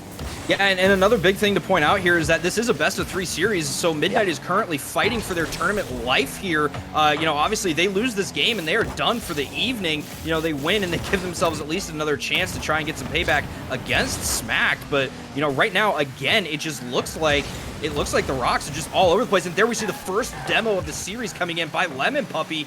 Big pass there by Nitz, and what a shot by Puppey to finish that up. Yeah, Puppey, a great job They get the demo in the midfield to interrupt the retreating back in defense, and then they're there for the finish. That's a tough ball to read, and a great pass found there by Immense, and so 1-0. Midnight finally get on the board here, and not a moment too soon. 1-0, a minute in. Sorry. Yeah, and that passing is exactly what Midnight was not able to get done in game one. The Rocks just absolutely, like I said, shut down every passing lane, and now it looks like they're starting to find some open lanes, starting to maybe, look at some more out-of-the-box ways to pass the ball. But again, it's really going to come down to these bumps and demos to break up these defensive rotations, as right now they find themselves in the corner. Big pass from Lemon Puppy to Mince. That one's going off the back wall, but Zanil misses it, and what a shot there from Blaze to punish that. That is a gift there for Blaze, as Mince using the backboard to their advantage. Zanil just off, and I mean, you could chalk that up to Mince knowing exactly where to put it so that Zanil couldn't get that ball. I think Zanil was lacking a little bit of boost to get to it, or it was just perfectly timed by Mince to get the pass off, and now 2-0 for Midnight. So, hey, I'm like what I'm seeing out of Midnight right now. This could be a 3-game series if this form of Midnight stays on the pitch. Yeah, Midnight definitely seems to have found their stride here a little bit. They've kind of set the pace for themselves, found the speed that they want. A big demo there coming in from Vijal onto Lemon Puppy. We'll see if that is able to make anything happen, and it does. Vijal scores the first goal of the game for the Rocks. Hey, the demo and the bumping strategy works out for Midnight on one end of the pitch, and now it works out for the Rocks on the other end. So, a good strategy all around for both these squads. Vijal placing that shot nicely, getting it over those defenders, just kind of sitting on the goal line. They get one back, the Rocks do. Yeah, and one other thing there is that Mince had a little bit of a sketchy touch right in the middle there that I'm not going to say centered it, but that definitely is something that Midnight needs to be careful of as they go forward. Big double demo there coming in from the Rocks. I believe that just is going to kind of shut down the offensive push for Midnight. Big carry here from Zanil. Is he going to finish it up? Vijal is able to put that down as the Rocks tie this game up with a little over half the game left to play. Great carry there by Zanil. I think a touch should have come out from either Mince or Lemon Puppy, and then it was just awkward on defense from there on out. So a little sketchy in defense, to use your term. That's what Midnight's looking right now, as we are all tied up. The Rocks clawing their way back in this one. Yeah, all of a sudden it looks like, well, I don't want to say all of a sudden, they didn't really do all that well of it in game one either. It definitely seems like Midnight's weak point here is their defense, and I don't want to say it's the rotations. The rotations have been good. It's just the kind of plays that they're biting on. It looks like they're getting beat to the shots a little too quick, and it looks like Rocks are able to just kind of get them on some really easy baits a little bit, kind of like that carry pass that we just saw. Yeah. Oh, Zanil firing that one home, and just 3 straight shots ripped off. Vijal beats Lemon Puppy, gets it over Blaze, and they're just awkward off the post a little bit. They even want to save themselves in chat right there, knowing that they probably should have had that one if they'd just been a little bit more patient, but they did have that entire goal to cover, so you can't blame them a whole lot, but Midnight has conceded 3 straight, so something obviously going wrong in defense right now. Yeah, I don't care what level of Rocket League you play at, that angle for Blaze was always going to be awkward coming off of that corner. You end up wrapping yourself up inside, but, he did everything he could there, just unable to, get the touch and make the save. Big demo from Mince there onto Zanil on the other side of the field. Might put a little bit of a break here onto the offensive push. Looks like it is going to be able to, and Mince now trying to regain some control here a little bit. Looks like he gets just a smidge before Zanil is able to take that away. Now Zanil trying to make something happen, loses control himself, and Lemon Puppy going to get a big 50 with Nate, wins that, and then Blaze comes in to make the shot, but Zanil is there for the defensive save. There's that brick wall defense showing up again, and Nate coming flying off the sidewall just to save that ball, and 3-2. The scoreline remains. What a stellar performance on defense. Again, Zanil gonna get a savior medal for that one. The Rocks just looking rock solid. I don't know what it's going to take for Midnight to get the ball behind them right now, because it seems like they have, after conceding those early 2, just stepped it up defensively once more. Yeah, and on that last one, I'm not sure if Blaze thought that Mince was going to miss his flip reset or what, but I think that could have been a goal, but it looked like a pretty big double commit there. Blaze kind of knocking Mince out of his flip reset a little bit, but now we see Lemon Puppy going up, trying to get a little cheeky double touch here, is unable to make the angle as Vijal sees it the whole way and is able to make the save. Now tries to march it down the field for the Rocks. Mince meets it in the middle, passes it to Blaze, who tries to make something happen, misses it off the side wall, and now the Rocks are back on offense. Big flick there by Vijal, but Lemon Puppy collects that up, passes it into the corner to Blaze. Now we can see a little bit more of this Midnight defense. Big 50 there from Vijal, and the Rocks just not letting this get out of Midnight's side of the field. No, they're not. That's what worked so well for them in that last game. And Zanil gonna put it right back into that orange half. A pop ball now for Vijal. Shot not gonna come out just high. They can't find the double tap either, but possession does stay on the orange half. And now a chance for a fourth. Again, the shot is too high, but wasting precious seconds though. Wasting seconds doesn't matter when you concede an open net like that. Blaze gets gifted a goal. Too many opportunities missed there for the Rocks. I know they were ahead, but they needed to put one of those in to avoid a moment like this where two players are rotating back at the same rate. And now we are all tied up, Oddfellow. Yeah, and that was, I just want to point this out, that was an insane midfield pass there by Lemon Puppy to get the bounce off the top and flick it back towards Blaze, and then great positioning from Blaze to be able to receive that and put in the open net. But like you said, right there, I think that Rocks just got a little bit carried away with trying to put that fourth goal on the board and put the nail in the coffin here in this losers finals, and just allowed themselves to get overcommitted, and then Midnight was able to take advantage of that. So hopefully for this overtime, they, for them anyways, they control that a little bit as Zanil almost gets a chance to put Midnight away. The flash right now out of the Rocks. They are trying to just put away Midnight in style. They're gonna have to work harder than that though. It's 30 seconds in, despite their possession. They have not found that golden goal just yet. A good carry out of defense now for Vijal. Gets it over one, not over Blaze, however, puts it off into their corner. They don't find the follow-up touches. Nate wins that 50, trying to dunk Lemon Puppy. He won't find it, but Lemon Puppy's touch is not good enough out of the corner now. Chance to pass down. Zanil found Vijal, but the pass was just behind. The ball stays in the orange half, however. Lemon Puppy off to the side. Still can't find a clear until a miss finally comes out of the Rocks. And the Midnight. Oh, Blaze with a chance. They are going to set up Lemon Puppy, and this overtime is going to go the way of Midnight. And what a play here between Mint and Blaze to set up this final goal here by Lemon Puppy. That is just absolutely fantastic from Mint to see Blaze upfield. Blaze put it about as close on target as he could without actually putting it in the back of the net. But hey, you know, aim small, miss small, and he missed it in just a way that Lemon Puppy was able to come in and clean it up. So great recovery there from Midnight to tie the series up at 1-1 and give themselves one last shot to make it into the grand finals. Yeah, recovery is right. As Midnight, they look down and out of it, really, at the halfway point of this game. They scored those early two, and then three straight by the Rocks, just in consecutive order. It was one after one after one, and they just held on, pushed for that fourth goal, even pushing a little bit too hard at one point, and that's what tied this game up and led to their eventual demise in overtime. And so we do get to see all three games in this series, and hopefully, for Midnight's sake, they can keep this momentum going, because the comeback potential is always going to be there for the Rocks. The Midnight, I'm a little worried about, because it seems like when they start to fade out of existence, it's tough for them to put balls on net, and it took a gift in the last game to get them out of it. Yeah, speaking of gifts, they got away with one there. Nate just unable to get a hold of that pass and put it in the back of the net. But, you know, one of the big things here for Midnight is that their defense is solid, but the speed with which the Rocks are coming in with their offensive rotations is just seeming to be too much for them, as Nate puts the first goal on the board 20 seconds into the game. Great 51 by there, Zanil. The setup was just so perfect. Nate couldn't have possibly not scored off of that. And, well, we see an early goal for the Rocks, so the momentum I was talking about for Midnight, not quite there at the moment. Trying to get some back is Blaze. They're going to be close to dunking Zanil right there.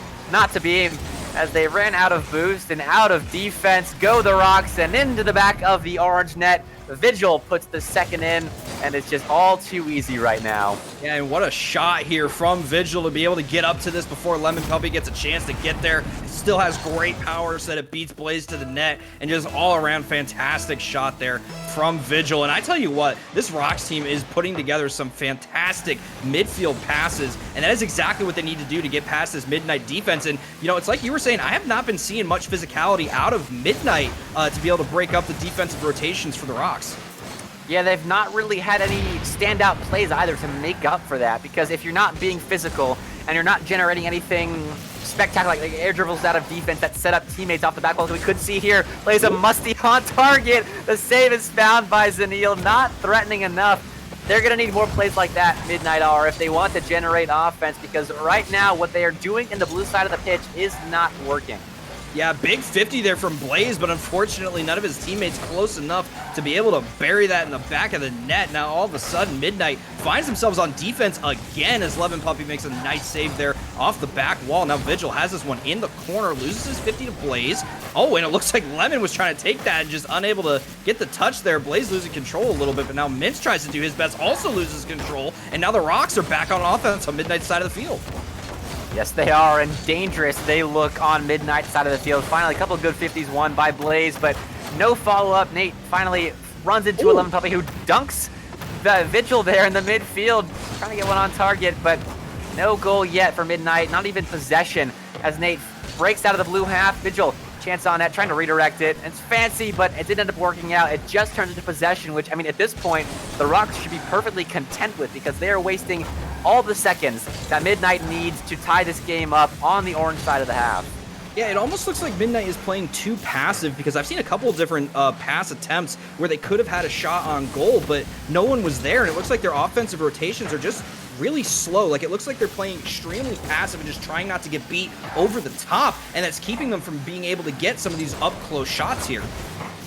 Yeah, that could be so. Something that they need to adjust for in the back half of this Game 3. A very important Game 3. The winner of this books their spot in the grand finals. And now going for a third goal is Zanil. They won't find that shot to be on target, which will shutting down any hope of escape for Lemon Puppy and company, and just playing so much defense right now is Midnight Vigil. A center ball for anyone. Lemon Puppy gets back from the sidewall. A chance for a breakout opportunity, but shut down by Zanil. The midfield presence by the Rocks right now is just, it's keeping Midnight at bay and not allowing them any opportunities on net. Only 2 shots this entire game for Midnight, and it feels like about 80-20 in terms of possession in favor of the Rocks. They just aren't allowing any chances to break out. Finally, we see Midnight in offense.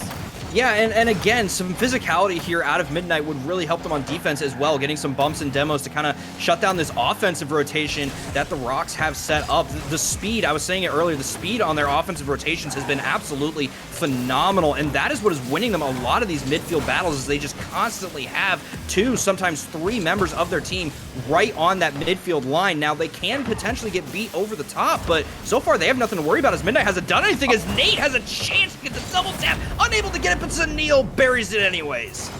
Oh, Nate, what a setup that was. It's Zanil to stick around, trusting in their teammates to get that past the defenders. Immaculate plays by the Rocks, and that's just what Midnight's lacking. They don't have those standout plays, those X-factor moments that's generating goals for them, and that's why they're not having much luck in this series. Their one win being a 4-3 overtime win, in which they were gifted an open net to tie us up and take it to overtime. So Midnight, they're gonna need something. They're gonna need something very soon. Good save there by Blaze, but saves is not what you need right now. You need goals, as with 53 seconds left, you're down 3-0. It's looking dire for Midnight at the moment. Yeah, and I'm just seeing double commit after double commit out of Midnight, and Vigil puts another one down, and that's going to be the 4th goal here for the Rocks, and it is looking pretty close to Midnight for Midnight. I see what you did there. That was clever. And yeah, you're right. The Rocks, they just look to be the better team in this series. He got taken all the way to 3, so good showing by Midnight in Game 2 to get the job done there, but in the other 2, they got shut out. If you take Game 2 out of the equation, it was a 7-0 series for the Rocks, so they just couldn't be stopped by Midnight. Yeah, and it was something that we talked about a little bit before the stream started, was that Midnight just kind of looked a little, almost fatigued, like they were getting tired a little bit coming into this series, as they almost get a chance at a shot there. But once again, it just looks like their offensive rotations are just so wide and so slow that they're not giving themselves much of a chance to make anything happen, as Blaze gets a nice carry here, but it's over the top of Lemon Puppy as well, and now Zanil is gonna have this one. The clock is gonna tick down, the GGs are coming in the chat, and it is gonna be pooping Rocks moving on to play Smacked Gaming in the grand finals of this Bandits on Wheels. Yes, indeed it is. Not even one for the road as the ball touches the ground. 4-0, the final scoreline in this game number 3. Great work by the Rocks. They finish off their food, and now for the big catch of the night. waiting for them in the grand finals. Smacked Gaming Esports with that 1 game advantage. They looked stellar against Midnight in that best of 5 we saw earlier. And with Midnight gone, there's no telling what's going to happen in this grand finals. And Oddfellow, I am very excited to see what Pooping Rocks can do, despite them being down by that 1 game, because their offense looked potent in this series. Yeah, no, I 100% agree, and you know, kudos to Midnight for making it as far as they did. You know, with the amount of teams that we have for these tournaments, you know, it still takes a lot to make it to the losers final. So, you know, congratulations to them for making it as far as they did. But you know, Pooping Rocks just came out as the better team, and it all came down to speed. Like I said, there was something about their offensive rotations. There was so much quickness. They were so tight. But again, they need to watch how close they are with those rotations, because it can definitely get them beat over the top, as we saw a couple times in this series, and I don't think Smack Gaming is going to let them get away with that. Definitely not, and we're going to see that coming up in just a second. We got to get all that lobby stuff set up, everything in the back end of this tournament set up for that grand finals. 1 more series to go. It's going to be me and Oddfellow in the booth once more, but we're going to be right back to throw to a quick break. Don't you go nowhere.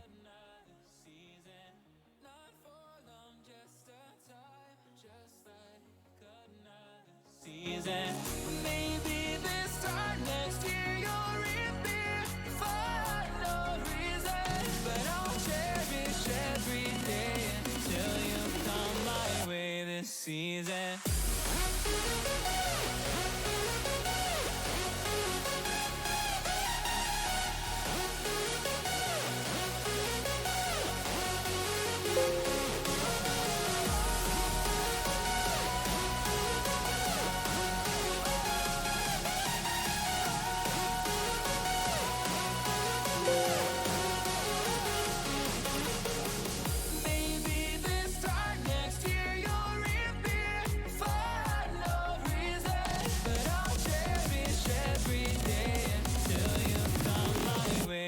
Season.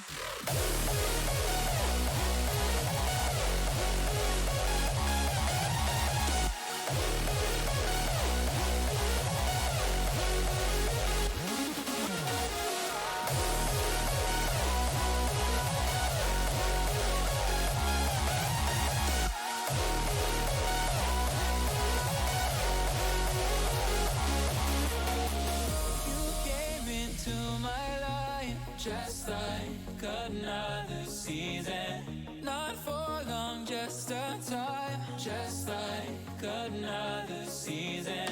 Maybe this time next year you'll reap me for no reason, but I'll cherish every day until you come my way this season.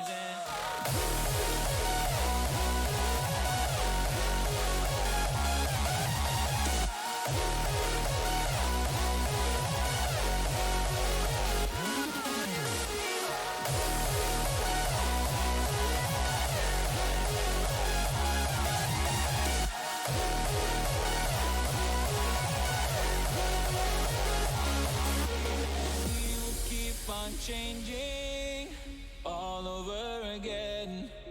Yeah, we will keep on changing, just like another season.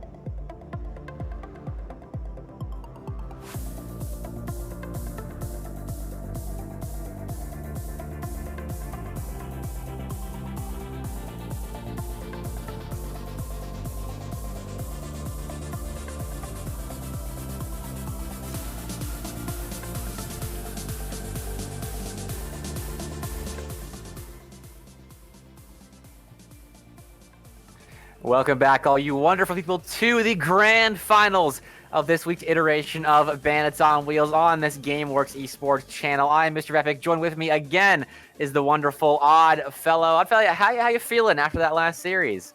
I'm feeling that Smack may have their work cut out for them here by the old pooping rocks, who I will continue to refer to as the rocks in game. But yeah, you know, the connections between Vigil and who was that he was getting on with really well? Nate.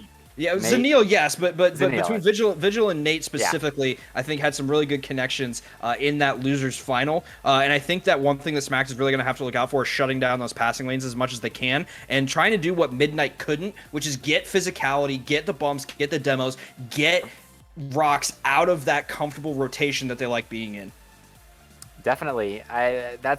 They were stellar in that last series, just setting up plays. Their carries out of defense. Zanil comes to mind. That's why his name popped up with his setups to his teammates. Just pop-off plays for the Rock squad as we get into this series. I was worried for a second. We didn't have all 6 players on the pitch, but we got in just in time. And so here we go. 5 minutes on the clock in game one. Of course, that 1-game advantage going the way of Smack Gaming for their winners bracket efforts, as Nate tries to evade a couple of Smack Gaming players as they finally do catch up with that ball in the orange box. But already we see a couple of balls going the way of Smack Gaming towards that blue net. Yeah, and you know, right off the bat, Rocks came out swinging, but Smack came out swinging harder here as Spy finally finishes that one off despite a great save attempt there by Nate. And Spy's accuracy, I think, is going to be the entirety of Smack Gaming's accuracy is going to be important in this series, because we saw in that best of 5 in the winners finals when Spy and his teammates were getting a whole lot of opportunities, it came down to whether they were accurate with those opportunities. And when they were, well, it was easy pickings for them in that series. That's how they won all 3 of their games that they needed to win in that best of 5. So the accuracy, a big thing here. Starting us off already is Spy with that accuracy. Brock gonna turn in a second. Actually, Spy gonna turn in a second. Nice goal steal there. Spy, I don't know how they came away with that, Hot Fellow, but they did. You know, the big thing here was Spy getting a massive demo onto Zanil, keeping him from being able to get downfield and potentially have a chance at that save, leaving the net completely open for Smack to be able to score their second goal of the game. And I tell you what, Smack is coming out on all cylinders right now. Another demo from Spy onto Zanil. Man, it sounds like they were listening to me at the beginning of the match here. Definitely, the aggression has come to play in this series. A great clear there off of the back wall by Spy. They're going to chase it down. Those demos helping out the positioning of the Rocks to get back for that ball. Is a booming clear after booming clear. That's what we're seeing right now. Just a back and forth affair, coast to coast, waiting for a mistake. And that could be it as Vigil tried to break out. They do find a ball off the sidewall to Zanil. Shot on target saved away by Spy. Off to the side, though it finds Vigil. And, well, right now the Rocks, they are looking pretty good in offense, but so are Smack Gaming. It is a lightning-fast, coast-to-coast match right now, Odd Fellow, and there's no telling who's going to score next. Yeah, well, I tell you what, Smack had a brief moment there in the last offensive possession where they could have gotten a goal scored because all 3 members of the Rocks were stuck in their left corner. And oh, what a save coming in from Spy to keep Vigil from putting the first points on the board for the Rocks. And it looks like, okay, the Rocks are able to recover from that. Wasn't sure if they got a little too far pushed up here. And Spy getting another save. Awesome defensive play out of him. Yeah, those are some well-placed shots that the defense still managed to find a save on, so keep it up. As that's a shot and a half. IKEA cabinet putting that one up the top left corner. Even if there was someone in net, that was not being saved. A missed touch by Vigil leads to that stellar shot, and third down for Smack Gaming. Yeah, and you know, that's just that absolutely phenomenal accuracy that you were talking about that we saw in the winners finals as well. You really can't put a ball on net better than IKEA just did. Big demo there coming in from Vigil onto one of the players for Smack Gaming, and they had a chance there, Smack, to even still score on the 2v3. Now IKEA gets control of this one out of the air, tries to drop it down, and Brock just barely misses it. Zanil gets the save, and oh my goodness, it's a mad scramble in front of the Rocks net. Yeah, I know. That's just how that play makes you feel. Just, what is happening? As there's a huge scrum, and still the possession remains on the side of Smack Gaming. Finally, a chance to breathe. A chance for a musty for Zanil. It wasn't quite on target, and so Smack Gaming, just as quickly as they were back in defense, they are right back in the blue half to play some offense. And well, it's short-lived that time as Zanil gets a pinch clear all the way into the orange box. And Smack Gaming gonna have to feel the burn of some offensive pressure right now, though nothing really threatening right now for the Rocks. They have not put a strong, accurate shot on net in a little while now. And Smack Gaming just doing it to the Rocks, to what the Rocks did to Midnight in that last series. Yeah, one of the big things that I'm seeing so far in this game is that the Rocks just have not been able to get any decent clears out. Smacks has just been putting so much offensive pressure on them that even when they get their booming clears, you know, there's just somebody from Smacks all the way back ready to turn it right back into offense. And so I think the Rocks need to start getting some more controlled clears going, or try and get some clears to pass upfield to a teammate instead of just giving possession right back like they've been doing so far this game. Definitely. We'll see if that strategy comes into play just a little bit. Nate now going to carry it along the back wall. He's going for a solo play out of defense. That doesn't work when two players from Smack Gaming converge on Nate in the blue corner. They do finally find a clear. Nate and the Rocks do. And a chance missed by Zanil right there, just flubbing that touch. Nate can try to make up for it. Plenty of boost to work with on the side wall, but shut down by Brock before anything can come to fruition. And it's just solid defense from the Rocks when they do have to play it.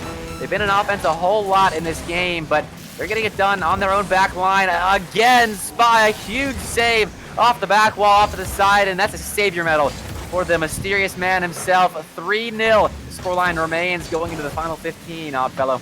Yeah, and with the final 15 seconds ticking down, it's looking like it just might be all she wrote here in this game one, technically game two, given the fact that Smacks is coming in with a one-game advantage after winning the winners finals. And I'll tell you what, I can't even give it as like, oh, one team was more offensively powerful than the other, because the shot differential is actually extremely similar. It looked like, I believe, the Rocks had about 7 shots on goal, whereas Smacked had... Oh, I'm sorry. Smacked had 7 shots on goal, and the Rocks had 9. So even there, you know, more shots on goal. But as you were saying, shot accuracy was the name of the game here, as less shots on goal for Smacked, but they still came away with 3 goals to the Rocks 0.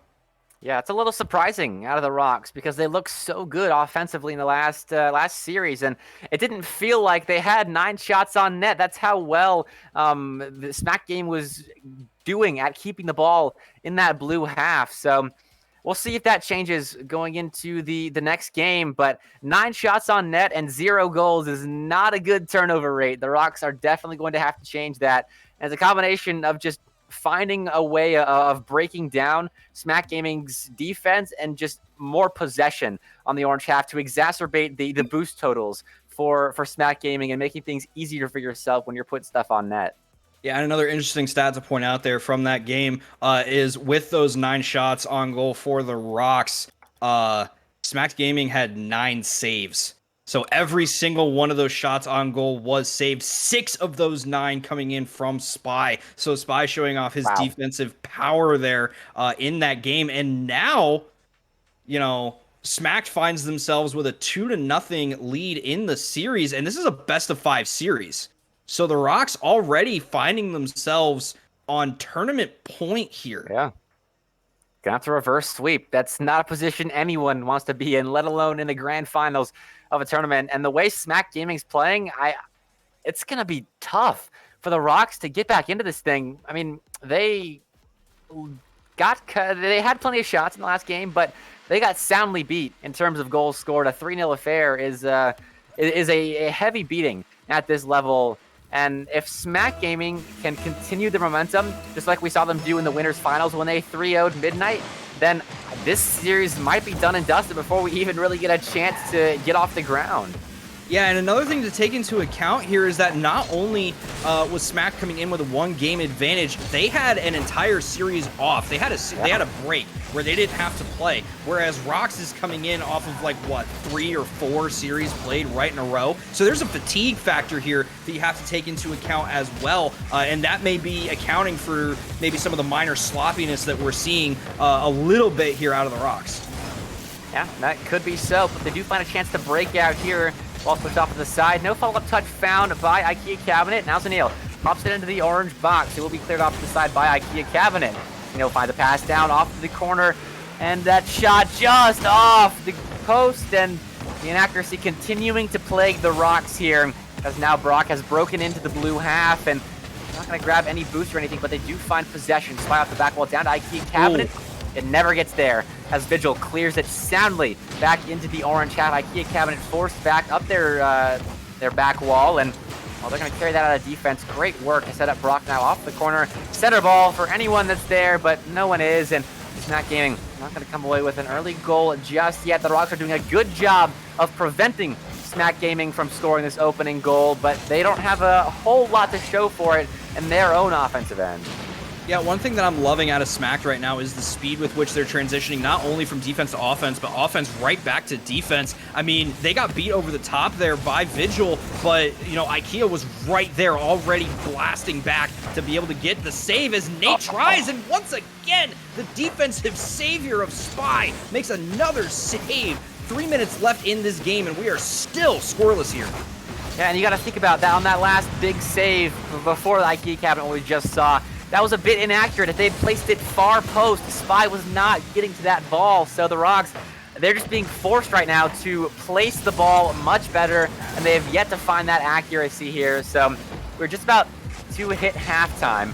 No goals just yet, so already much better for the Rocks in defense. But can they get it going offensively? Nate says yes off the back wall. IKEA Cabinet misses, but no one expecting that from the side of the Rocks. And now Brock going to find a clear out to the midfield, only as far as Nate.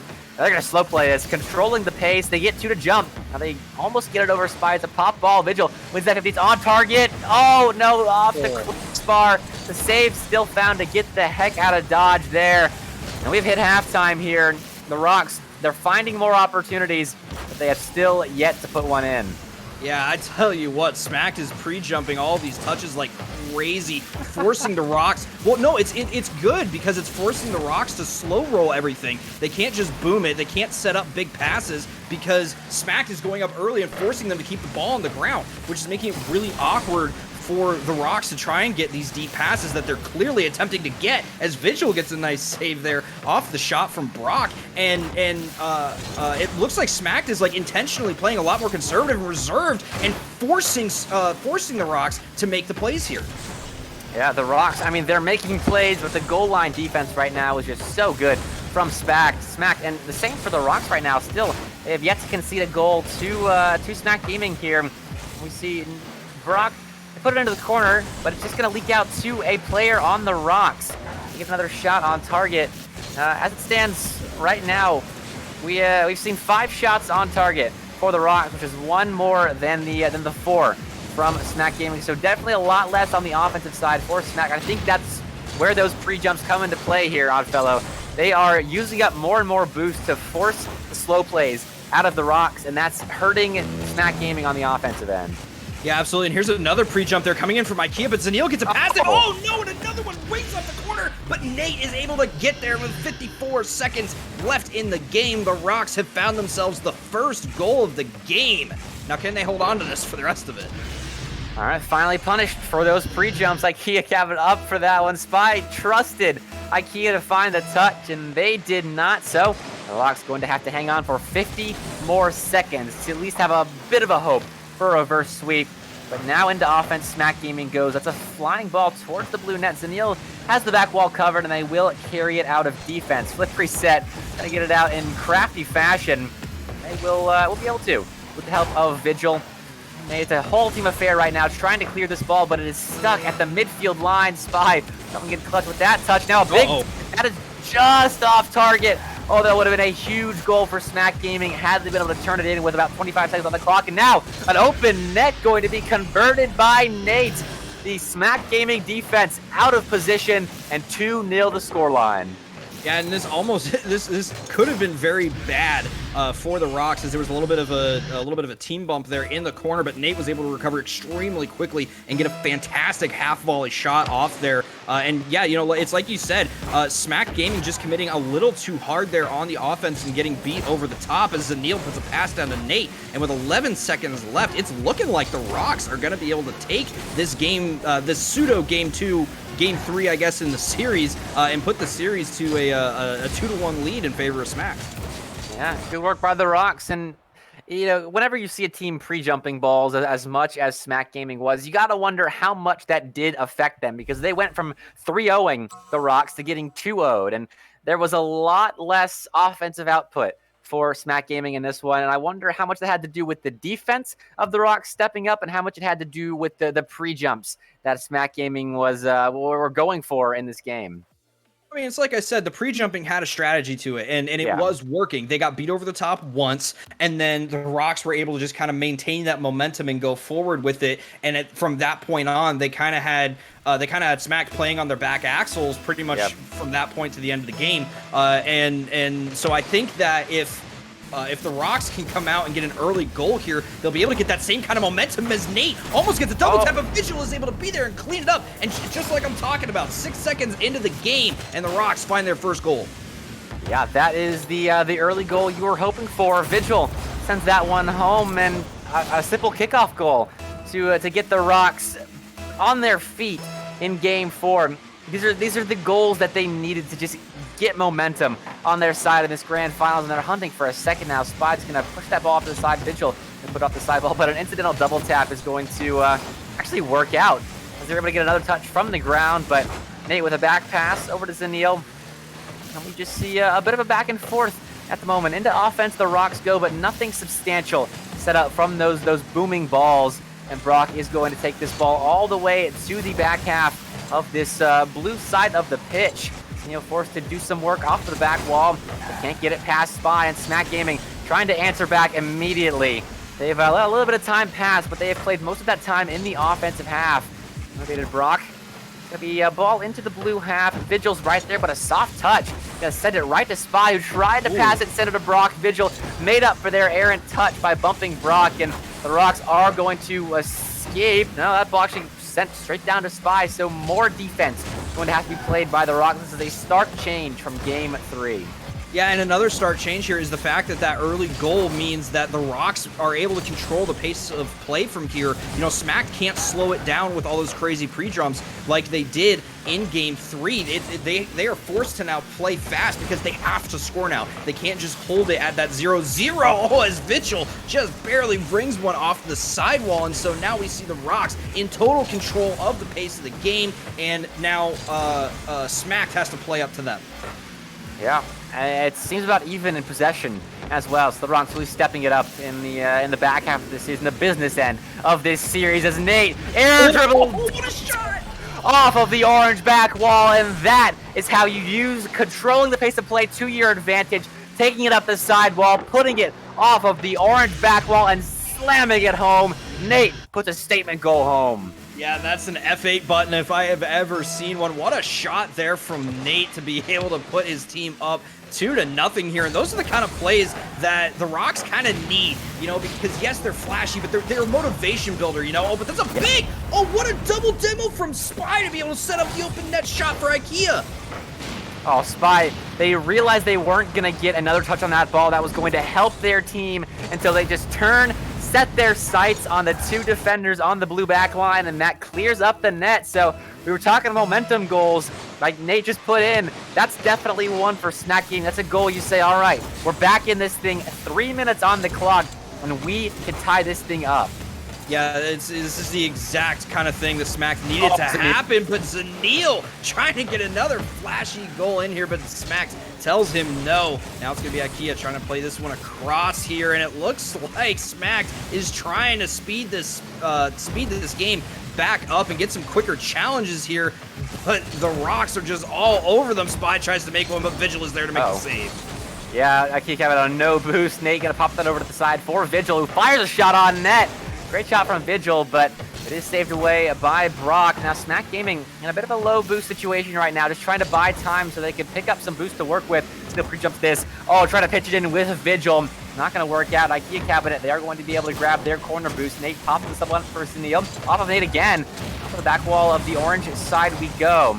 Nothing substantial going to come out of that play. It was a back wall pass, but dealt with by the defense as it should have been. Now 2 minutes to play.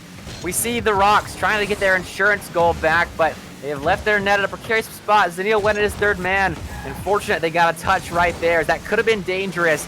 It's now 2 go in offense for Smack Gaming. IKEA Cabinet went for the double tap, but Zanil finds the save. The Rocks, they're doing well enough on the defensive end right now to maintain their 1-goal lead. Yeah, and you can tell that Smack is absolutely scrambling right now as we're starting to see a lot more double commits coming in from them. It's not really so much that they're panicking, they're just trying to make something happen as Nate gets a beautiful save there off the shot from Spy. Now this one looking a little bit dangerous, but that one gets turned away by Nate again. Oh, and a big accidental touch there by Vigil to keep that one in play. Let's see if Spy's able to make anything happen with this. Plays it off the wall, centers it, and another double commit there as IKEA took that one away from him in the air. Yeah, they're showing for those aggressive, quick plays as Spy fires one on net. Trying to redirect it was Brock, but it was blocked by Nate. Now the counterattack play is on Nate versus Brock. Nate wins that 50. It's a ball sent into the orange Big half, demo. and Spy's there. A big demo indeed. IKEA Cabinet sends one on net. Zanil with a save, Vigil with a follow-up touch, and now off the sidewall, Spy slowing it down a little bit. They don't have a whole lot of boost to work with. They managed to get a center and a 51. Keep the ball in the blue half, but they need goals right now. 40 seconds left, and Smack Gaming need goals desperately. It's the wrong side of the pitch to find goals. There you go, Spy. Getting it on the blue side of the half. Nate all alone in defense. He'll be joined by Zanil and Vigil shortly thereafter, but stuck in the corner right now are Smack Gaming. Spy harassing the defender. Spy centering it for Brock. No shot going to come out. 20 seconds left for Smack. They need this goal here to avoid a game 5 at least. Sending it overtime in game number 4, but they are stuck in either corner. They can't get anything substantial. The defense so good right now. Nate, a fantastic touch as they are falling to the ground, and they will break out. The Rocks do. That's going to have it all to do right now for Smack Gaming on 0 seconds. Just need 1 goal. Spy going to pop this one up into the blue corner. Goes right there to send it right down and kept up. Center ball. But the ball touches the ground before any member of Smack Gaming can. GG's. We see game 5. Yeah, and what a game 4 there. There was a little bit of a spark there in the last 45 seconds from Smacked that I tell you what, there was an intensity they had right there at the end that they didn't have the entire game. And I hate it when teams do that. You know, they play so slow and conservative the entire game. And then right at the end, they try and pick it up and it's just too little too late. So Smacked is going to have to try and keep that going into this game 5 as now the Rocks kind of have some momentum here as they are knocking on the door of a reverse sweep and are playing so much better than they were in the first 2 games. Yeah. The Rocks, they need to keep this momentum going, and on the side of Smack, I would say the same. They were turning up the pace right there and had the majority of the possession to end off game number 4. But if they can keep that going and get an early goal here, they're going to be in a good spot as 8 seconds in, IKEA Cabinet slots the first one home. And this starts off with an absolutely incredible solo play from Spy to win the 50 with Zanil and then put himself in position to bump Nate out of the way so that IKEA can get that final just nail in the coffin there for the first goal in the first 8 seconds. That one is hats off to Spy. What a play there. Yep, great setup. They're going to need more than just 1 goal right now as every single game is required at least 2 for the winning team. So that early goal for Smack Gaming is very, very good news for the boys in orange. And trying to get one of their own are the Rocks. Getting demoed is Nate, forced to concede possession over to Brock. They got their flip, but Vigil, fantastic reading what Brock was trying right there, and they will send it off to the side where Zanil's going to deal with the follow-up touch by Smack Gaming. And now solo play opportunity for Zanil, trying to dunk it home, but Brock has a good read there, and they will get the ball pushed off to the side. Yeah, and I tell you what, this offensive pressure coming in from Smacked has just been, it's just been never ending. but also never ending has been the rock solid defense from the Rocks. And this entire series, it's been absolutely phenomenal. But in the last 2 games specifically, you know, it just seems like Smack kind of forgot how to break through it like they did in the first 2 games. As now we start seeing some more demos coming in. But Nate, again, winning a 50 there. Now Zanil has a chance to make something happen. Great little stall there to kind of throw off, I believe that was Brock trying to go for the 50. Yeah, crafty plays are going to be what are necessary to break down Smack Gaming right now. And the Rocks, they are trying as such. Off the back wall goes this ball. Put away by IKEA Cabinet. Good defense there by Smack Gaming, but not good enough to avoid Vigil receiving that ball. They pass it over to Zanil. The shot will be just off target. Couldn't react perfectly in time, Zanil. Now we see this orange squad breaking out to go for that ball, continuing their aggressive nature right now. Our Smack Gaming, but to go in defense, and that's a huge miss, opening up the net. Fortunate that Zanil did not find that second touch. Our Smack Gaming, and they keep their 1-goal lead, but that was a little too close for comfort right there, as right now the Rocks are pushing hard for their first. Yeah, and Zanil finally says, nah, I'm getting this one for sure, as he buries that one off the pass from Vigil there. And you know what? Again, the team bumps coming in from Smacked, and Smacked all of a sudden looks like they're starting to panic a little bit. Yeah, they had the aggressive play style where they just play super quick and don't worry about double commits. That could have hurt them a little bit there. So we'll see how they respond to this goal. Respond with Spy with a flip reset off the back wall, setting it up for Brock, but IKEA Cabinet jumped up as well, trying to continue that aggressive style of offense, and it didn't work out right there. Now, Brock gonna set up IKEA Cabinet. Zanil will find a hairline save, but these are some strange plays, setups that we're seeing from Smack Gaming, and it's almost working. I'm loving the craftiness. It's just not turning into goals just yet. Yeah, and again, like, I get what you're saying with the super aggressiveness. Okay, right there, the aggressiveness works out for them as IKEA is right where he needs to be, right where he needs to be there, right when he needs to be there, and gives Smack the 1-goal lead with under half the game left to play. Yeah, I was talking about strange setups and crafty setups, but that was just a simple pass off the back wall to a player in position to receive outside the blue box. That was textbook Rocket League right there to get that second goal for Smack Gaming. So they have an advantage back here in Game 5 to take this tournament. Now Spy trying to find a third. They send it on net. Zanil will find the save off to the side. IKEA Cabinet gonna leave it for Spy right there. Now scrum out of the blue corner. Spy and IKEA doing a back and forth pinball play, trying to escape, but the defense shuts it down. Nate and Zanil doing so well to break out, and now it's a chance for Hooping Rocks in the offensive half. It's awkward on the orange goal line, but forcing a miss and sucking Zanil in was Brock. And now back to the blue side of the pitch we go. Smack Gaming so good about getting the ball right back onto the rock side of the pitch and playing more and more offense.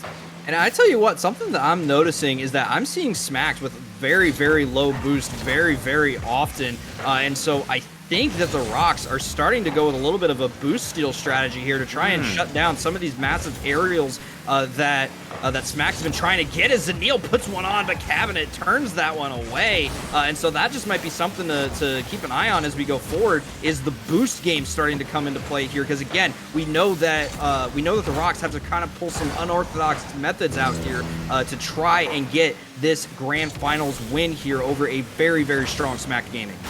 Yeah, if Smack Gaming can't go up because they're lacking boost, and they can't go for these crazy setups that they're using to their benefit. So with 45 left on the clock, that's all that Smack Gaming need to hang on for to take this grand finals, and that is the death timer right now for the Rocks. They need a goal in that span, and as it stands, Spy gonna waste so much time with that ball, and it's gonna have to rush back. Brock couldn't find the strongest shot on net there, and Nate will find the save, keeping it at a 1-goal game. Trying to pass out of defense, not gonna work out. It's cut out by Spy. Shot on target, saved by Vigil. Zanil with a good 50 off into the corner. They're playing good defense, but defense is not what you need. There's 15 seconds on the clock. You need a goal, and Brock wasting so much time has Nate on their back foot. IKEA for the follow-up. Ball goes out to Nate, but no boost right now on the side of the Rocks. They need to break out. They need to find something. It's going to require a 0 play from their back line. It's going to be so difficult. Zanil won't touch the ground, but Nate will be dunked on there by that Smack Gaming representative. And we do see Smack Gaming take week number, I believe this is 19, something like that, of this Bandits on Wheels tournament. GG's, Oddfellow. That was a fun grand finals to watch. Yeah, absolutely. And you know, once again, congratulations to, fine, I'll give it to you, Pooping Rocks, for making it to the grand finals, fighting their way through the losers bracket, getting past an extremely strong Midnight team in the losers finals to find themselves here. They did everything that they possibly could, almost made the reverse sweep happen, but in the end, Smacked Gaming, just the speed with which they were playing their offense just came out on top. Yes, indeed. Those unorthodox setup plays, they were just so crafty. And that's how, I mean, if the defense doesn't know what you're doing, if you don't know what you're doing, the defense doesn't know what you're doing. And Smack Gaming used that to their advantage. Congratulations. They will take home the lion's share of this prize pool. But that's going to do it for us tonight. That was a stellar 5 matches. We got to see 4 of those being midnight matches. So I guess this was midnight stream, apparently, watching their perspective for a lot of the night. But Oddfellow, you got to see these final 2 matches. You got any closing thoughts to leave us with? You know, I love casting these weekly tournaments, you know, because you get to see some incredible talent coming out and playing in these. And, you know, this potentially is the next generation of, you know, high-level competitive Rocket League. You know, these guys, we could be seeing these guys on, you know, the RLCS or RLRS pitch in the future. You know, and that's definitely what they're trying to strive for. And I think a lot of these guys definitely have the skill to do that. So, you know, it's just incredible seeing this level of Rocket League. You know, it's a great way to spend a Thursday night, and I'm glad that I can be a part of it. Yes, indeed. Couldn't have said it better myself. And now, thank you to all you viewers in chat that stuck with us tonight. Thank you to Ignited, our producer in the background this entire time. And that's going to do it for us tonight. We'll be back here next Thursday, same time, same place. I'm Mr. Bepic. That was an Oddfellow, and we'll see you next time.